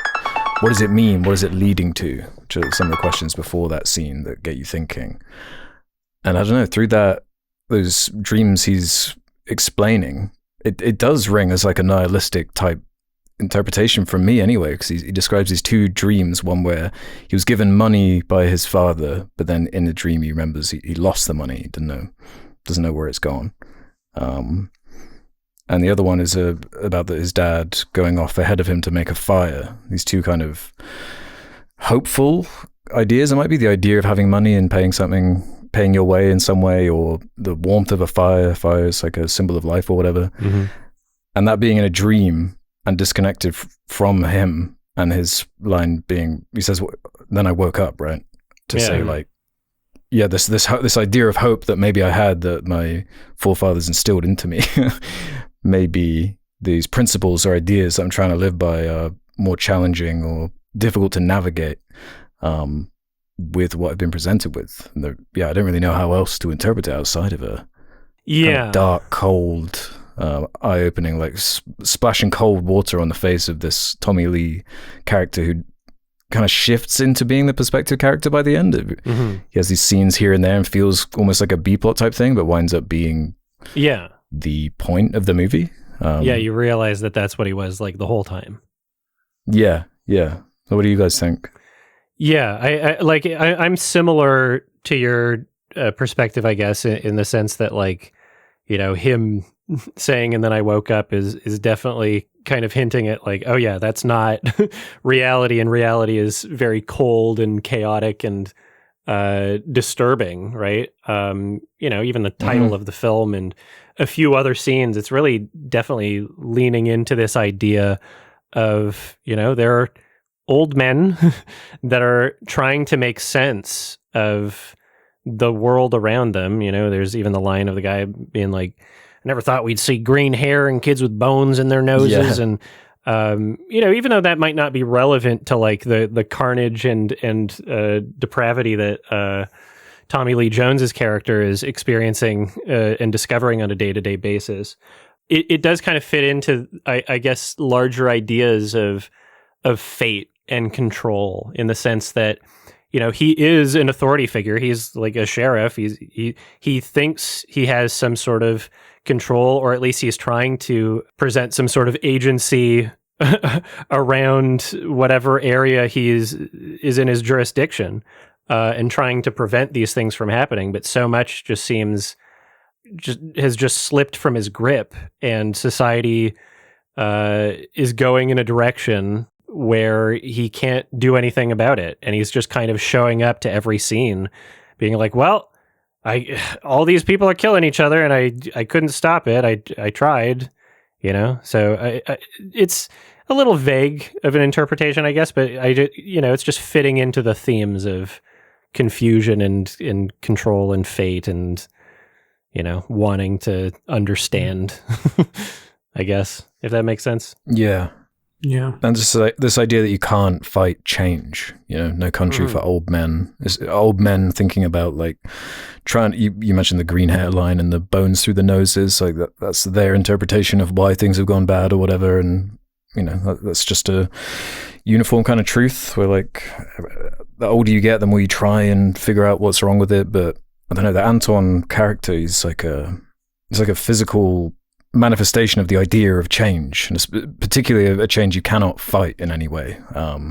That's what he kind of does throughout the story. You cannot reason with him, is what you can't say. Reason it. It's random, it's chaotic, and that is hopefully not going to be presented to you in your life through someone like an Anton, but people like that do exist, and there are horrors and evils to the world that are random and chaotic and hard to interpret. And there is like a sad kind of idealism that feels like it's dying with that character. Yeah. Or at least his hopes, and dying with his dreams. True. Yeah. I mean, I see it it's weird because I see it oftentimes as very like optimistic, but very realistic about the world. And especially that conversation that Ed Tom Bell has with his cousin, where he's talking about this violence and crime that happened, decades and decades ago. Like, this isn't new. This kind of evil and chaos, this has been around, and that's a theme that you see a lot in McCarthy's work, especially in Blood Meridian. And Blood Meridian takes place in the same general area as what's going on in No Country for Old Men, except decades and decades prior. This relentless, horrifying violence that is eternal, that never goes away. It's part of, I feel like McCarthy is always trying to emphasize that it is part of human beings and part of our existence. But that also, like with The Road, I see as also a very like almost sentimental, very optimistic book, even though it's about the end of the world, because it is all about the love of a father and that kind of light, carrying the light. That's something in that book a lot. Like holding on to your principles. Yeah, very, and that's repeated here, like that symbol of carrying the fire, very similar to The Road. And it's like, yeah, there is a connection. I feel like McCarthy and the Coens are trying to draw this lineage between history, between, the legacy of violence, but there's also the legacy of hope. And as long as someone's carrying the fire, he sees his father, even in a dream, carrying that fire. I feel like that's an optimistic image. And another telling thing in that final, and I think the Coens add this and bring this like subtext to the scene, after Ed Tom Bell says, "And then I woke up," I usually remember the movie as just ending, hard cut right there, and then I woke up. But what happens is he says, and then I woke up, and then it cuts to his wife, who she's giving him such a sweet, understanding, look. Nice. It's just such a warm look. Yeah. And in a movie that's all about masculinity, it's all about, it's men, No Country for Old Men, I feel like the Coens intentionally let that frame in there, that shot, just to open it up and feel like there's this sense of warmth between them. Like she has a knowledge that he doesn't have, and access to feeling and emotions that he is kind of grasping at, but he can't because of who he is. So I don't know. The more I see it, the more times I watch it, the more I become familiar with Cormac McCarthy's view of life and his other work. I just can't help seeing it as kind of that kind of dark hope that it permeates everything he writes. That I feel bad, but I'm kind of happy about it. To kind of add to your point, I wonder if there's any connection with, there's twice in the film where a character is injured and asks for someone's shirt, right? And the first interaction is near the border, and the fucking dude bros with the beer, and they're like, let me feel the money, right? And they're just trying to exploit him, basically. Yeah. But then you see, the younger characters that don't even realize that Anton Chigurh is a monster, and they just see someone that needs help, and they're like, yeah, somebody's already called the ambulance, and hell, I'll just give you my shirt. And it's that is the younger generation, but he's met with kindness, and they refused his money too. He offered money, and they said, no, we don't want to take it at first, right? So I wonder if that kind of feeds into and supports the ideas that you're implying here. That's such a good point. I didn't even think of that. Yeah, that's so true, because that's the young generation having a sense of kindness and hope, and goodness that is, it's not aligned as just the world's getting worse and worse and worse, and which the movie kind of the title implies, and which Ed Tom Bell kind of comes to believe by the end of it. But there are those signs that it's more complicated than that, for sure. Yeah. That's really interesting. And I'll think about those things next time I watch it. So yeah, I guess I don't have a very hard interpretation of what I'm supposed to get out of the entire film or the ending, but all I know is that it's super fucking well made, very entertaining, and I appreciate so much of the craftsmanship that goes into it. And I guess before we wrap up this discussion, who's your favorite character? I think mine's probably Carla Jean. I think she's just such a fantastic rock to the story. She's not one of the main characters or anything, but what she adds to the story, and especially how she's performed, she represents this kind of innocence, and also especially near the end, she's the first person that challenges the notions of this weird fetishized idea of fate that Anton's been fucking gooning over the entire movie. The original gooner. Yeah, and shout out to her her moment when she finds out about what happened to her husband. And just such a small little moment, but it expresses so much, and again, without a single word being spoken. It's just that performance there. God, it's tough to pick a favorite character though. I actually like the first woman he clashes with, who also puts up the guardrails, and he only doesn't kill because of you hear someone else moving in the rooms behind. But I love that little bit character. She's only in that one scene, but something about that is man, I've seen you. I've seen you in real life. I've spoken to you. How do they do this? Or even just the guy who's the hitchhiker guy who's man, you shouldn't be hitchhiking, it's dangerous. Just that one little scene. Yeah, man. I'm going to shout out the bit characters that are in one scene. Yeah. Oh my God, so good. I was gonna talk about her. I literally was gonna talk about how she was because I was thinking about that too. Like, yeah, I think only like the women characters in the movie challenge him at all. Like that, and that scene is so funny. Where he just like walks into that trailer park and he's like, "I need to know this," and she's like, "I can't give out no information." Yeah. And he just looks so pissed, but he leaves. Yeah. God, it's so funny. But I think an underrated character though is definitely Woody Harrelson's. I really love what he brings to the movie. Just that scene in the hospital, and he's like, "You don't know what you're dealing with."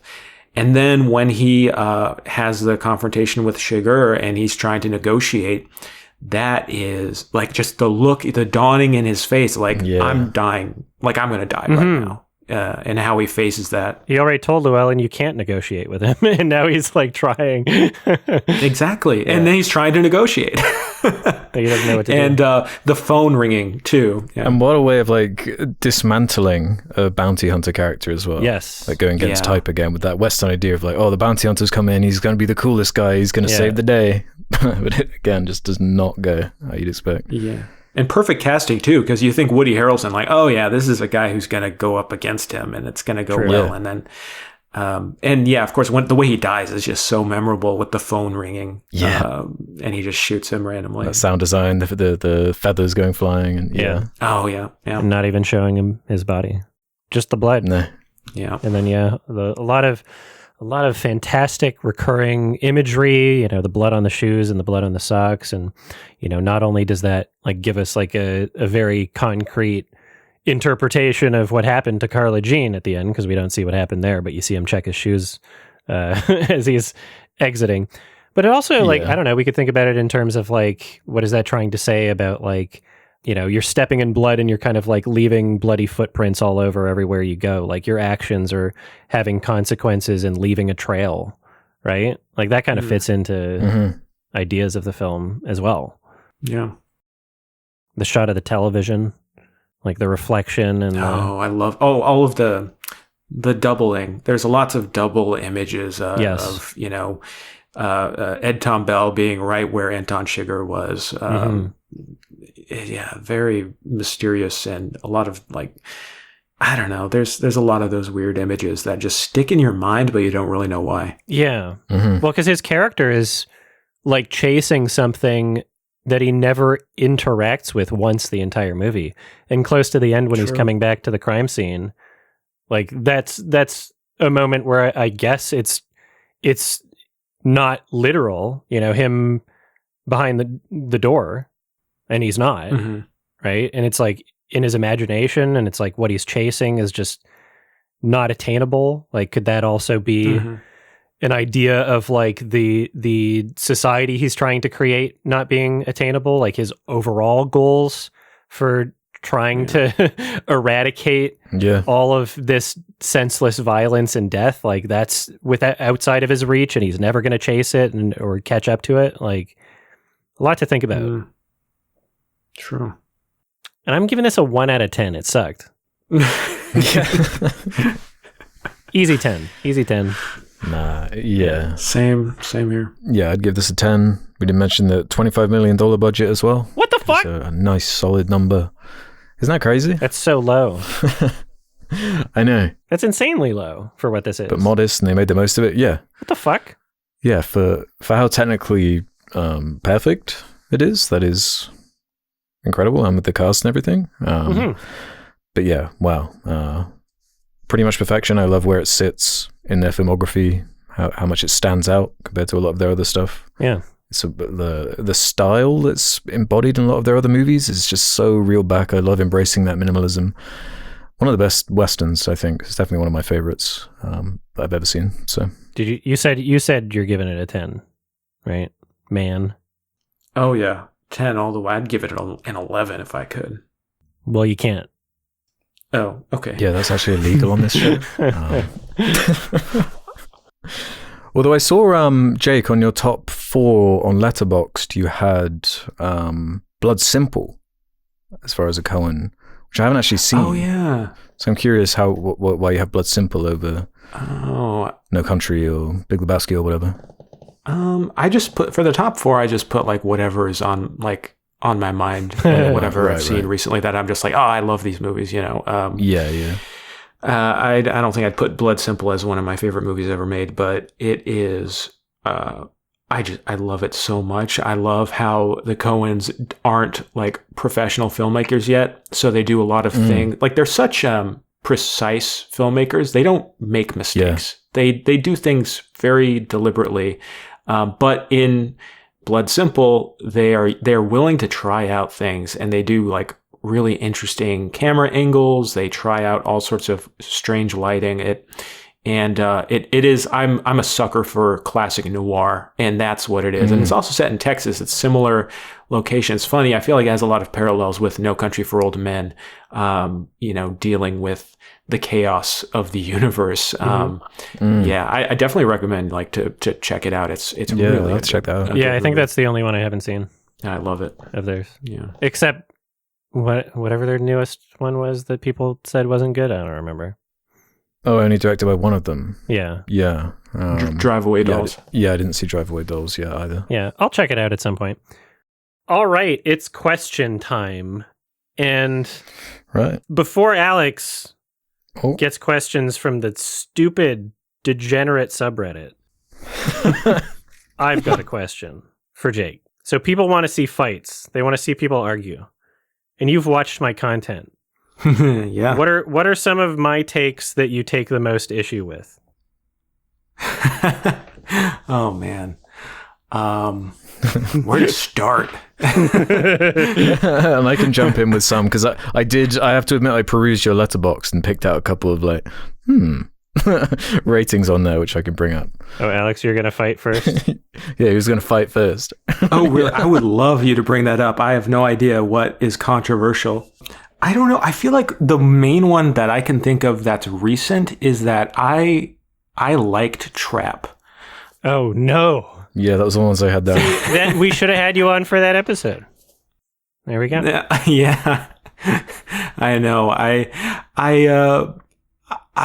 The thing is I like Trap, but I can't really disagree with a lot of your criticism.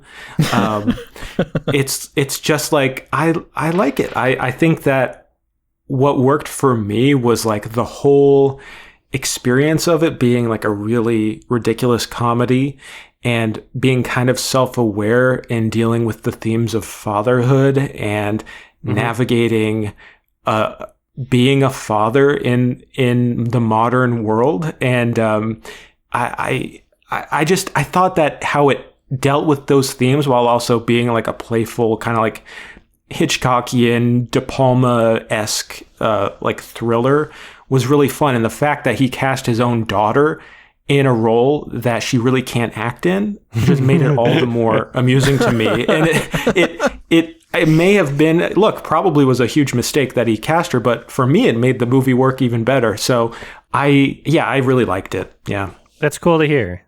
Yeah. I enjoy hearing other perspectives when they're not done in very toxic.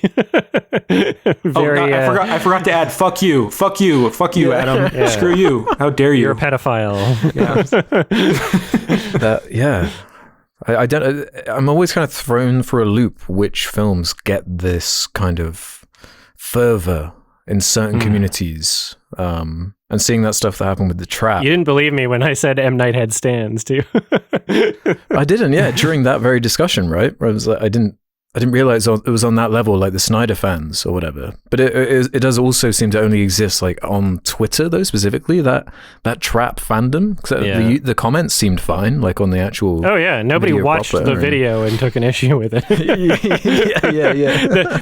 People saw the thumbnail on Twitter and got really mad. No link to the video in any of the responses. Like, okay, everybody's really mad. All right. It was really bizarre to see on Twitter. It really was like, oh my God, like where is this even coming from? Just every time there's something that I think they're looking for a hit tweet, and the way to do that on film Twitter is just to shit on me for whatever reason at this point. And so it's like, okay, well, no one's engaging with anything I've actually said about the movie. Whatever. I'm getting used to it. Yeah. Yeah, it's weird that it's weird that they want to treat you like a film Twitter. They want to treat you like the bad guy all of a sudden with a lot of these takes when, I mean, you've been around doing this, film criticism for so long now that I just think they're eventually going to loop around and be like, oh, he was always right all along. Yeah, maybe. I think that's just what's going to happen eventually. Maybe the next we're waiting for Generation Beta to get on Twitter, and then I'll be redeemed. Yeah, those poor sons of bitches. My son will be on the front lines defending you, Adam. Don't worry. He'll be tweeting. Get on there, as if Twitter's still going to exist by that point. But any other disagreements? Alex, you had some. Yeah. What other ones jumped out to me? Your rating for Megalopolis stood out. Oh, yeah. 4-star, I see. So you enjoyed? Yeah. Shamefully. I mean, not really. I think that, I don't know, the way I rate movies, it is like, I guess I'm way less of like a technically minded reviewer. I feel like what came across to me was something really unique, and I just admired what was being put out there, and I did enjoy myself. So I had to be honest about that. I do think that there are super problematic issues all around with that movie. But yeah, I don't know. I had a good time. Perfect. Yeah, fair enough. What about 2-star for Poor Things, which in your review you put Poo Things? That's so good. That's the level I'm on. Yeah, that's. Do I need to elaborate even? That's what Letterboxd is. That's literally what Letterboxd is. It is. I know it is super dumb. Yeah, Poor Things. I'm trying to remember. Like I found the depiction of like female liberation and what it was trying to say to be very shallow. I thought that technically, visually, it was very appealing. But I thought that overall, it rang hollow to me as, and kind of like, I just, you know what it is? A lot of it was, I couldn't get over the fact that she had like a baby brain, through a lot of it, like an infant's brain, having tons of sex. Like, it's fucked up, yeah. It's a lot to get into, and we have a review on our second channel. We go into it so much, and it's been a while now since I've seen it. So, I mean, I should probably see it again, but I'm overall not sold on Yorgos's whole thing. So I guess that's part of it. That's fair enough. Yeah, nice. I've heard that from a few people. I'm curious by this one though. Eternal Sunshine, 1.5 stars. You're not a Kaufman fan? I love Charlie Kaufman. I love Synecdoche, New York. I love being John Malkovich. But Eternal Sunshine, I should probably get rid of that rating because it's not a sincere rating. Okay. We're not trying to bully you into changing your opinions. We just wanted to hear. No, this is just for fun. I'm not like trying to... No, I'm actually I'm super open to watching it again, but when I saw it so long ago, and I was not primed for that. I was, the aesthetic, I just was like, it felt twee and so earnest. And I really bumped against it at the time. And you know what, maybe I should give that a rewatch soon. I should really try to give it a second chance because I love Charlie Kaufman. No. What? I feel like I'm just like about to really rub you the wrong way. I love Charlie Kaufman, but I really dislike Anomalisa. Nice. Interesting. Yeah. Okay. There's no shame in having a different opinion. Wow. Oh, wow. We're not Twitter. Whoa. I thought you were going to do a Beast Games situation on me. Okay, good. This is a safe space. All right. Yeah. But I'm the most toxic person talking about films, apparently. I don't know. Yeah. Fisticuffs. Let's go. Yeah. Nah, the last one that stood out to me was 2.5 stars for Everything Everywhere All at Once. Oh yeah, I stand by that. Yeah, not a fan. No Nice. fan? Yeah, I didn't vibe with the humor. That's fair. Yeah. I thought that emotionally it was trying a little hard, and I mean, this is the movies you're picking out are interesting because when I look back on them, I'm not going, oh, those were poorly made. Like objectively well made movies, but emotionally, I just find them kind of inauthentic or pushing in the wrong direction emotionally for me. So, yeah, everything. Every time I think about, they're just. I just don't like the humor. I can't get with it. That's totally fair. Yeah. That's completely fair enough. Yeah, it wouldn't work for me if I didn't like the humor. Yeah. Exactly. Yeah. If you're not gelling with like the emotions of a film, you can still recognize like, oh, there's craftsmanship going into how it's made. Oh yeah. But if it's not connecting with you, it's like, what are you going to do? Give it like a fucking 10? It's not speaking to me. Yeah. No. And I see why people love it. I mean, I totally understand the appeal and what works and how it's made very well.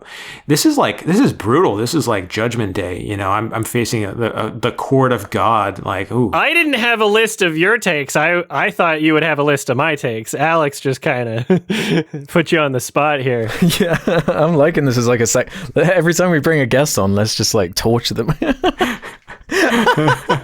No, I love it. See, this is why I love Letterboxd. I can just judge everyone's taste and like put them on the spot. This is great. Shame. I love it. This is fun. Yeah. Any last contentions with one of my takes before we go to the degenerate questions? I don't know. I think the Lion King live action remake was a masterpiece. Okay. I think. All right. Yeah. I think that, having realistic looking lions just made it so much more immersive. Yeah. It's like a documentary. Yeah.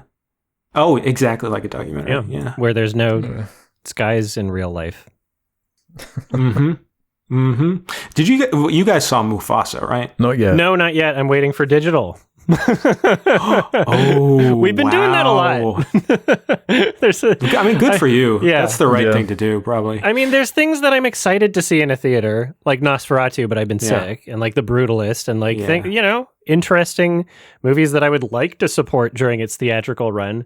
But over the past 6 months or so, I've been looking at some of these things that normally I would just be like, oh, I'm just going to catch this right away and like get on the algorithm or whatever. Fucking Craven, Mufasa. Like, I think it would be better if I just waited and then I could do like a live stream watch along to these things that I know I'm just going to be wanting to heckle anyway. So yeah, that's a better way to do it, and then I'm not a part of the problem. Also, that's true. But then I ask myself, what would Mr. Beast do? And he'd say, jump on it. Yeah, so I gotta, That's how I live my life too. What would Beast do? What would Beast do? WWJD. What would Jimmy do? Yeah. Yeah. Well, I'm glad you guys have been spared from it for now, but I'm afraid you'll have to see it eventually. I'll see it eventually. Yeah. I've seen a clip on X of I've always wanted a brother. Brother. Oh yeah, I saw that too. Weird delivery. Oh, but it's not as bad as the villain song, where instead of like being like I'm gonna kill you, he goes, I'm gonna make you go bye bye.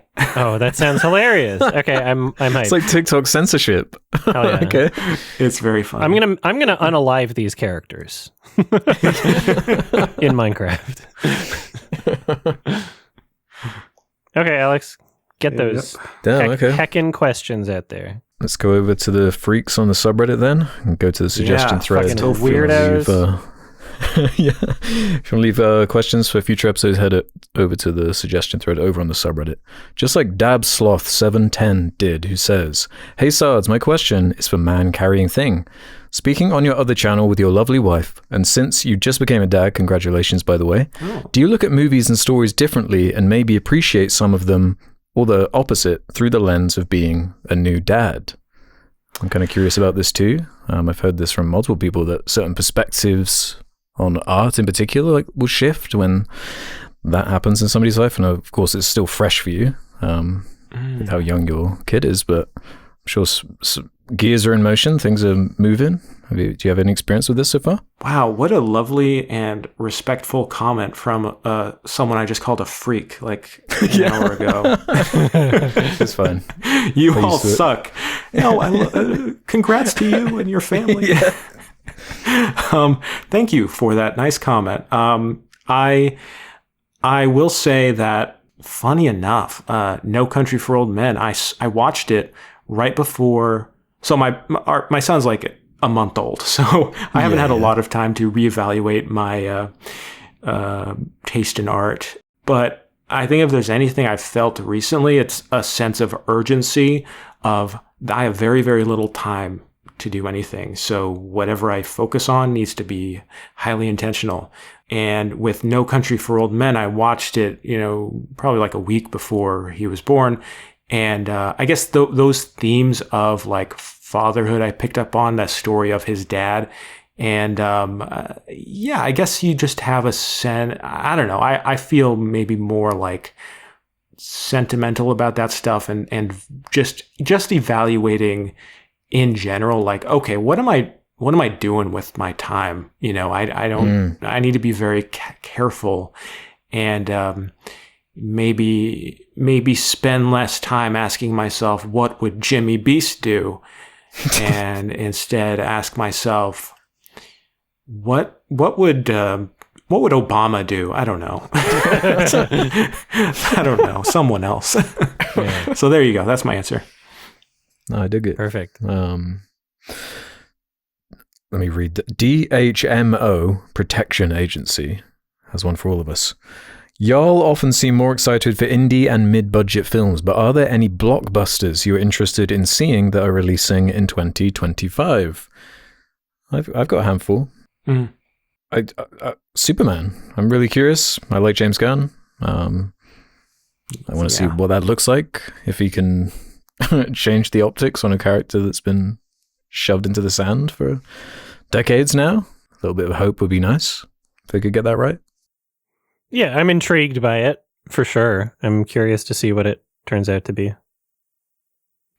I'm looking forward to it, for sure. I like the trailer. I like the doggy, I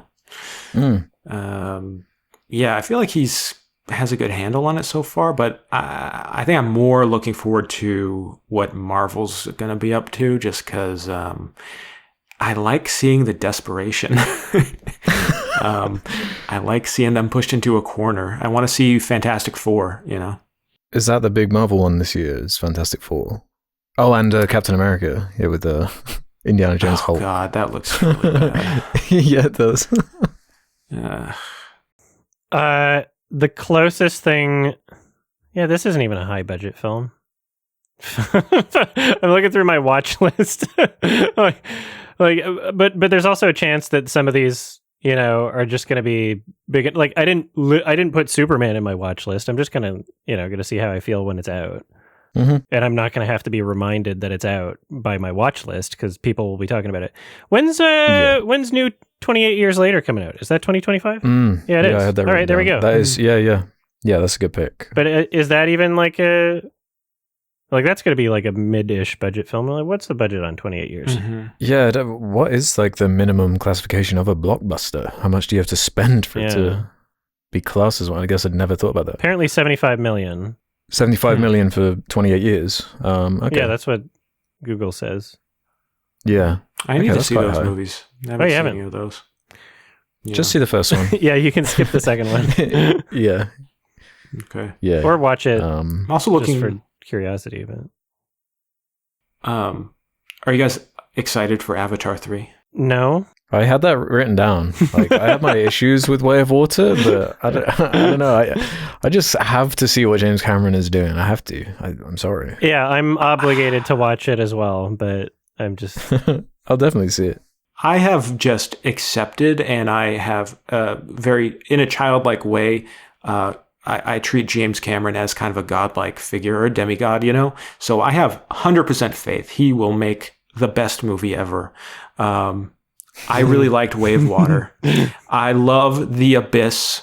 I like when he does his whale stuff where like the whales. Okay, I'm excited. Like I'm with you. I'm Avatar pilled. I can't help it. I'm there for the whales. Yeah, same. Yeah. You're one of his whales. Lava whales next. You buy his movie thousands of times. Yeah. I'm one of his whales. Yeah. Oh well. I guess except for the AI transfers of his fucking 4K scans. Yeah, that's fun. I can't support that. Yeah. That's hilarious for a guy that's all about the visuals and being like, "What do you do? Live in a basement, complaining about the picture quality?" What kind of a response is that? Do not question God. Yeah. Do not question God. Yeah, you must accept. Yeah. Yeah, you know there's going to be some cool looking lava. But I am sincerely excited for it. Yeah, I'm hyped for that. And I guess there's only one other blockbuster I can think of right now. I guess the final Mission Impossible. Ooh. I thought the previous one was good. I think they're fun. Yeah, I love those. Yeah, there's like Avatar and Mission Impossible are some of the last kind of big blockbuster IPs I care about. Like they deliver what I want from that kind of movie for the most part. Like you get all the stunts and the crazy live action stuff with the Tom Cruise side, and then the ridiculous special effects in a way that, I don't know, feels like something's actually being accomplished instead of, I don't know, a giant gorilla punching a giant lizard. It feels like there's a voice, like somebody, a crazy person behind both of those movies, but at least it's a person, you know? Yeah, and if for nothing else, like just watching I think I got more enjoyment watching the Way of Water, like behind the scenes and people breaking down the visual effects and whatnot, and just the layers of that. It's like genuinely intriguing to me. Yeah. Yeah, Mission Impossible. I'm ready for that. I love how they retitled it, though. It's so... I know, yeah. Dead Reckoning Part 1. No, actually, it's Final Reckoning now. You guys want to see this one. We're just, everyone's like turned off by these split in half movies. Yeah. But we're getting more of them than ever, and they just like figured out it's better to hide it. Like it's Wicked Part 1 secretly. It's fuck that Spider-Verse. Shit. Fuck it. Part so 1 mad. secretly. Fuck. I'm pissed. Wait, I have the most random question. I'm sorry, but I feel compelled to ask. How do you guys feel about Babylon? I still haven't seen Babylon, so... Yeah, no, that's the new Damien Chazelle. Damien Chazelle. Yeah. Oh, this one. Yeah, you know, I liked it overall. It was too long for sure. It felt a little unfocused, but like I was into a lot of what it was going for. Just I don't know if I'm ever going to see it again, sort of thing. And I was a little not strong on the ending also. Weirded out by the ending. I get that. I get that. All right. Good to know. What did you think? I love it. I love it. And in a similar way where I go, yeah, I totally get that. Too long, definitely uneven, but kind of like a passion project. And I think it's very cool that it kind of killed his career for a few years. Yeah. He'll be back. You know, like he had all this good... Oh, for sure. Yeah. But I think that... Although for a while, though, it's like, all right, you had carte blanche for a little bit, but not anymore. Carte blanche. Because you're carte blanche, French. We're making fun of the Idol. I think it's carte blanche is the correct pronunciation. Yeah. Okay. Sorry. You guys watched The Idol? Oh, it was hilarious. Yeah, we love The Idol over here. Oh, my God. Yeah, rock. So you guys will watch The Idol, but not Kraven the Hunter. Yeah, well, I didn't have to leave my house. Not yet. That does make a difference, yeah. Yeah. Fair enough. Okay. All right. I was just curious about Babylon because I really vibe with that movie. I love it. Cool. I like the ambition. I guess in a similar way, I like, Megalopolis for similar reasons. Babylon is very Megalopolis-esque. Oh, you just convinced me to watch it. And then you said Megalopolis. But no, like Babylon feels like more of what it tried to be than Megalopolis, you know? Yeah, for sure. Yeah. Is it bloated? Because I just see that runtime and I'm like, yeah. Does it earn this? It's I mean, 3 hour 9 minute. It should be shorter, but like it was good. I gave it a 6. I don't know what you'll think about it, Alex, honestly. There's things that I really liked about it. I need to check. I just keep forgetting that it's like an option. Yeah. To even turn on. Yeah. Exactly. It was a huge flop. It feels like the most sincere a film nerd has ever felt, and tried to express their love for film in the most sincere and stupid way possible. Yeah. And that's why the ending is weird and clumsy and chaotic, but it almost feels like, I don't know. Look, guys, I don't know how other way to express how I love movies, but here it is. It's kind of like a weird, nerdy, like love letter, but also full of a lot of anger about Hollywood in general. That I kind of I liked how confrontational it was with the audience. Like it really didn't give a fuck. It was like, all right, like this isn't about pleasing you guys. This is about how Hollywood is fucked up, but I love it anyways. So yeah. Okay. Yeah, you kind of just sold me on it. That's nice. Does sound intriguing. Yeah. Should we do a couple more here? Yes. Let's do this one from Inspector Old 6122. Hey guys, I just first wanted to thank you for recommending Danish films so more people can know more about the greats, such as Vinterberg and Trier. My question is, when you saw Another Round, did you guys find the Danish drinking culture strange because we start way earlier than most? As for me, I started drinking when I was 14, which is pretty normal in Denmark. I just want to hear if it's strange for other cultures' perspectives. I thought this was interesting to bring up with the trio we have today. In the UK, it's not that strange we have quite a big drinking culture here, so that it didn't start when I saw that film. It didn't seem like it was, wow, this is way more extreme than the UK type thing. But I don't know if that's just my culture. You know, legally to drink here. So legally, the drinking age is like 18 or 19, depending on province in Canada.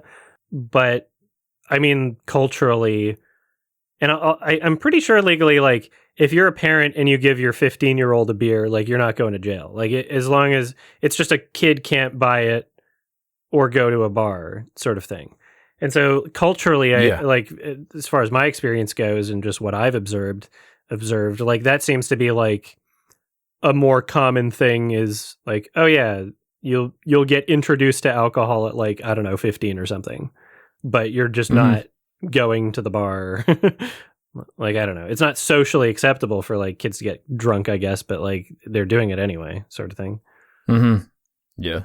I think the US drinking age is like fucking draconian. It's like it doesn't make any sense. It's weirdly high for how much like liberty is a thing that is talked about over there. Yeah. Like you should be getting that out of your system before you're going to college, not in the middle of it. You know? But do people actually wait to be 21 though? I'd always just figured that like no one actually obeys it, but I guess people do. Like yeah, nobody obeys it, but it's just like it's the age in of itself becomes like an excuse, right? As in once people turn 21, then it's like, oh, now I can legally drink, and so then the cultural expectation is that you're going to go all out at that point, when it's just like, I don't know, I feel like it should already be out of your system by that point.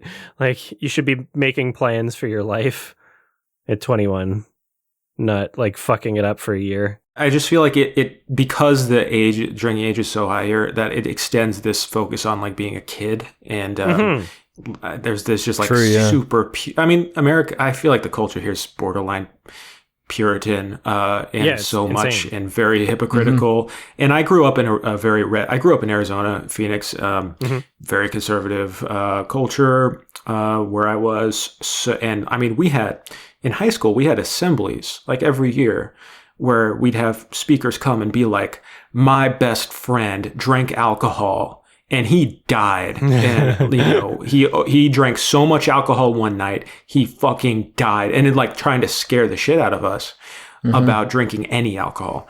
Yeah. And we're like 17, 18, and I also wonder if maybe because there's way more car culture, I don't know, there's way more probably drunk driving accidents just because everyone drives everywhere. So true, yeah, you got to drive everywhere. Yeah. People have to, and everything's so fucking far apart. It's funny that. you need the vehicle. Like, so many times in Georgia, it's like, oh, we're going to a party an hour away. And it's like, oh, do people get an Uber? No. Okay. Yeah. All right. That's just the norm, I guess. Yeah. It's fucking weird. It is weird. Yeah. So I do understand that, another round is a commentary on Danish drinking culture specifically, but I don't feel like, the relatability was like lost on me in any sense. Yeah, definitely didn't stand out for being over the top or unrealistic thing, if that's what they were getting at. Yeah. My family's a bunch of drinkers. Everybody drinks so much. Same. And I can't on this stupid diet. Bummer. I know. Whatever. All right, one more question. All right. Let's do one more then. Send on this one from Bornick. What are your thoughts on intimacy coordinators? It wasn't a thing in the film industry until a few years ago. Do you think it's always necessary now? Honora is getting shit for not getting one or using one, but I think all the casting crew agreed to it and were fine with it. Yeah, this is a more kind of recent thing that seems to be I think it's been more than a few years. In the industry. What the fuck? Yeah. I guess, it's in the zeitgeist because of the Honora discussion where they chose not to use intimacy coordinators. They've been around for a while. On Wikipedia, it says demand for their role gained significant traction within Hollywood and television and streaming platforms after the 2017 scandal with Weinstein, which makes sense. So, they would become that does more make common. sense. But like that, they've existed for a while, and depending on like which film, or which director would I guess facilitate whether or not they're being used. But now it's more of a consideration for sure, and it should be. It's funny that now, like, the usual suspects of, like, everything is a Kathleen Kennedy video are complaining about intimacy coordinators and saying, like, it's just a made-up job with no purpose. It's like, could you imagine you're a director and you're, like, wanting to film, like, a sex scene between actors, right? Like, these are real people. They might not know each other very well. Like, they might have legitimate questions or concerns, like, okay, what happens if I accidentally get a boner, right? Like, there's real things to consider here, like that you would want a professional that deals in these things to address, because whether we like it or not, people are fucking really weird about sex and sexuality, and there's a lot of repressed shit going on in 99% of people's heads that can fuck them up. Right? I wish that wasn't the world. I wish people were a bit more chill about intimacy in general, but that's not the world, right? So you don't want someone to leave a film shoot feeling like they've been taken advantage of or raped or uncomfortable or like assaulted in some way, even if it wasn't intentional for that to happen. So yeah, like it's a very sensible, easy thing to include and consider for people that you're, by nature of having sex scenes and scenes with intimacy, you're already requesting for them to do something kind of uncomfortable. Maybe don't fucking wing it, right? Maybe just be a little considerate. That's all it is consideration. So yeah, I think it's fine to have intimacy coordinators, and I think that's probably a good thing that they're considered more the norm at this point. Yeah, I think in the case of Honora, like, if they all agree and they feel like they're fine, they have it covered, like, you know what, they're working at the top of their craft. Like they're kind of the exception in the whole industry, where it's like, people aren't really, it's not just movies like Anora being made or, you know, these movies that are winning Oscars. Like there's so many low budget, you know, kind of like slimy, messed up producers, all sorts of like people who are taking advantage of actors and performers all over Hollywood. There's just so much creepy stuff that the expectation, or at least the option to have intimacy coordinators in these situations is huge. Like that's a huge deal just to make people feel safe, because it's not really the people like Mikey Madison and Honora who are, you know, the most vulnerable in these environments. It's the people who are making like little, you know, $5 movies in Hollywood being manipulated by people. And I'm thinking about like the Brian Jordan Alvarez stuff. I don't know if you guys heard about this. No.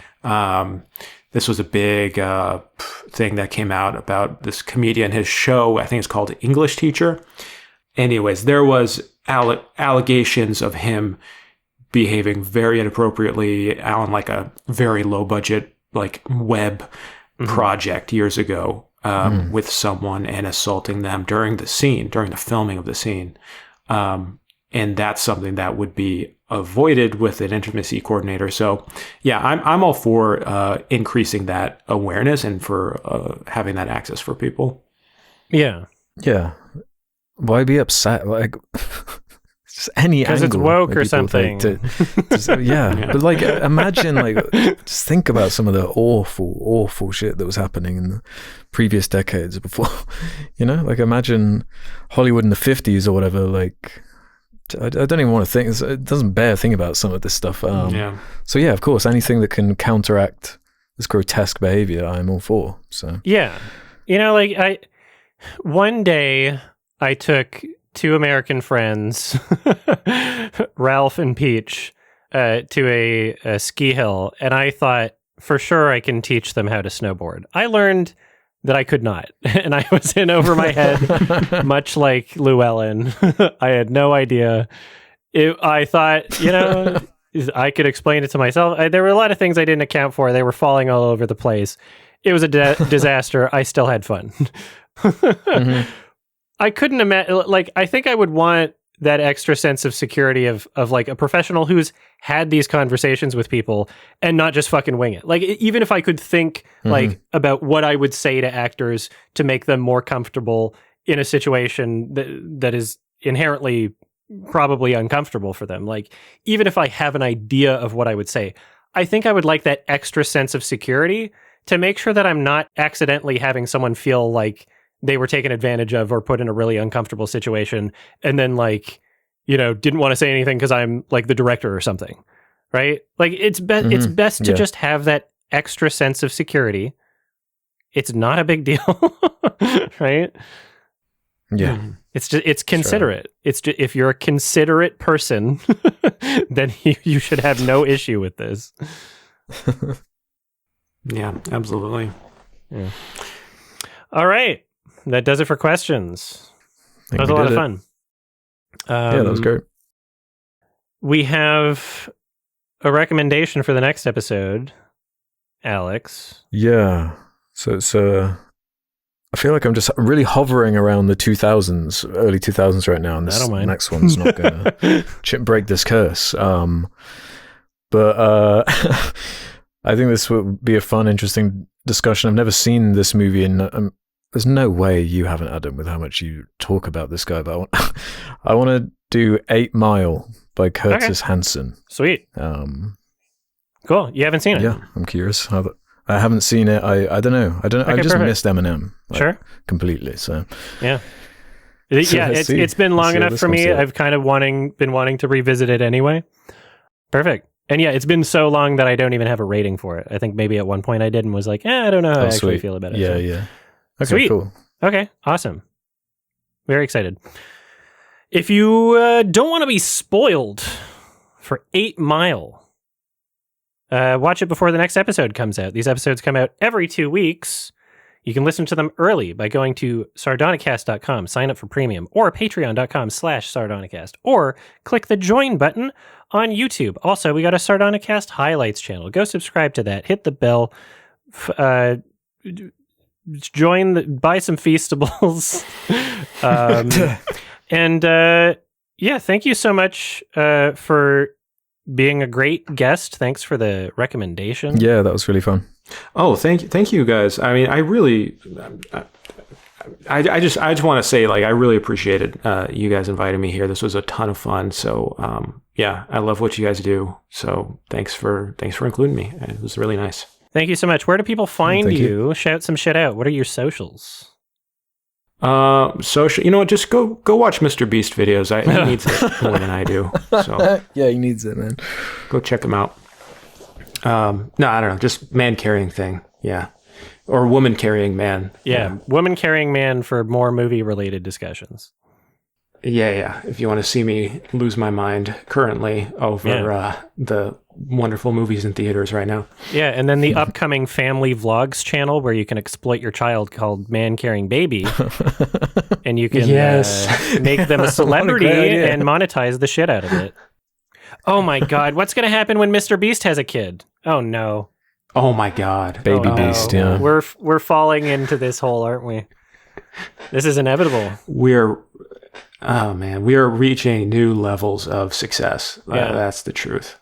Yeah. His baby is going to be born a brand. Oh no. Ew. All right, yeah, thank you so much. That was great. Am I forgetting anything? I don't fucking know. All right. Thanks for listening, everybody. I think you've done it, man. Have a happy beast. Happy Beast. Happy Mr. Breast. Thanks for listening. Bye-bye. Bye.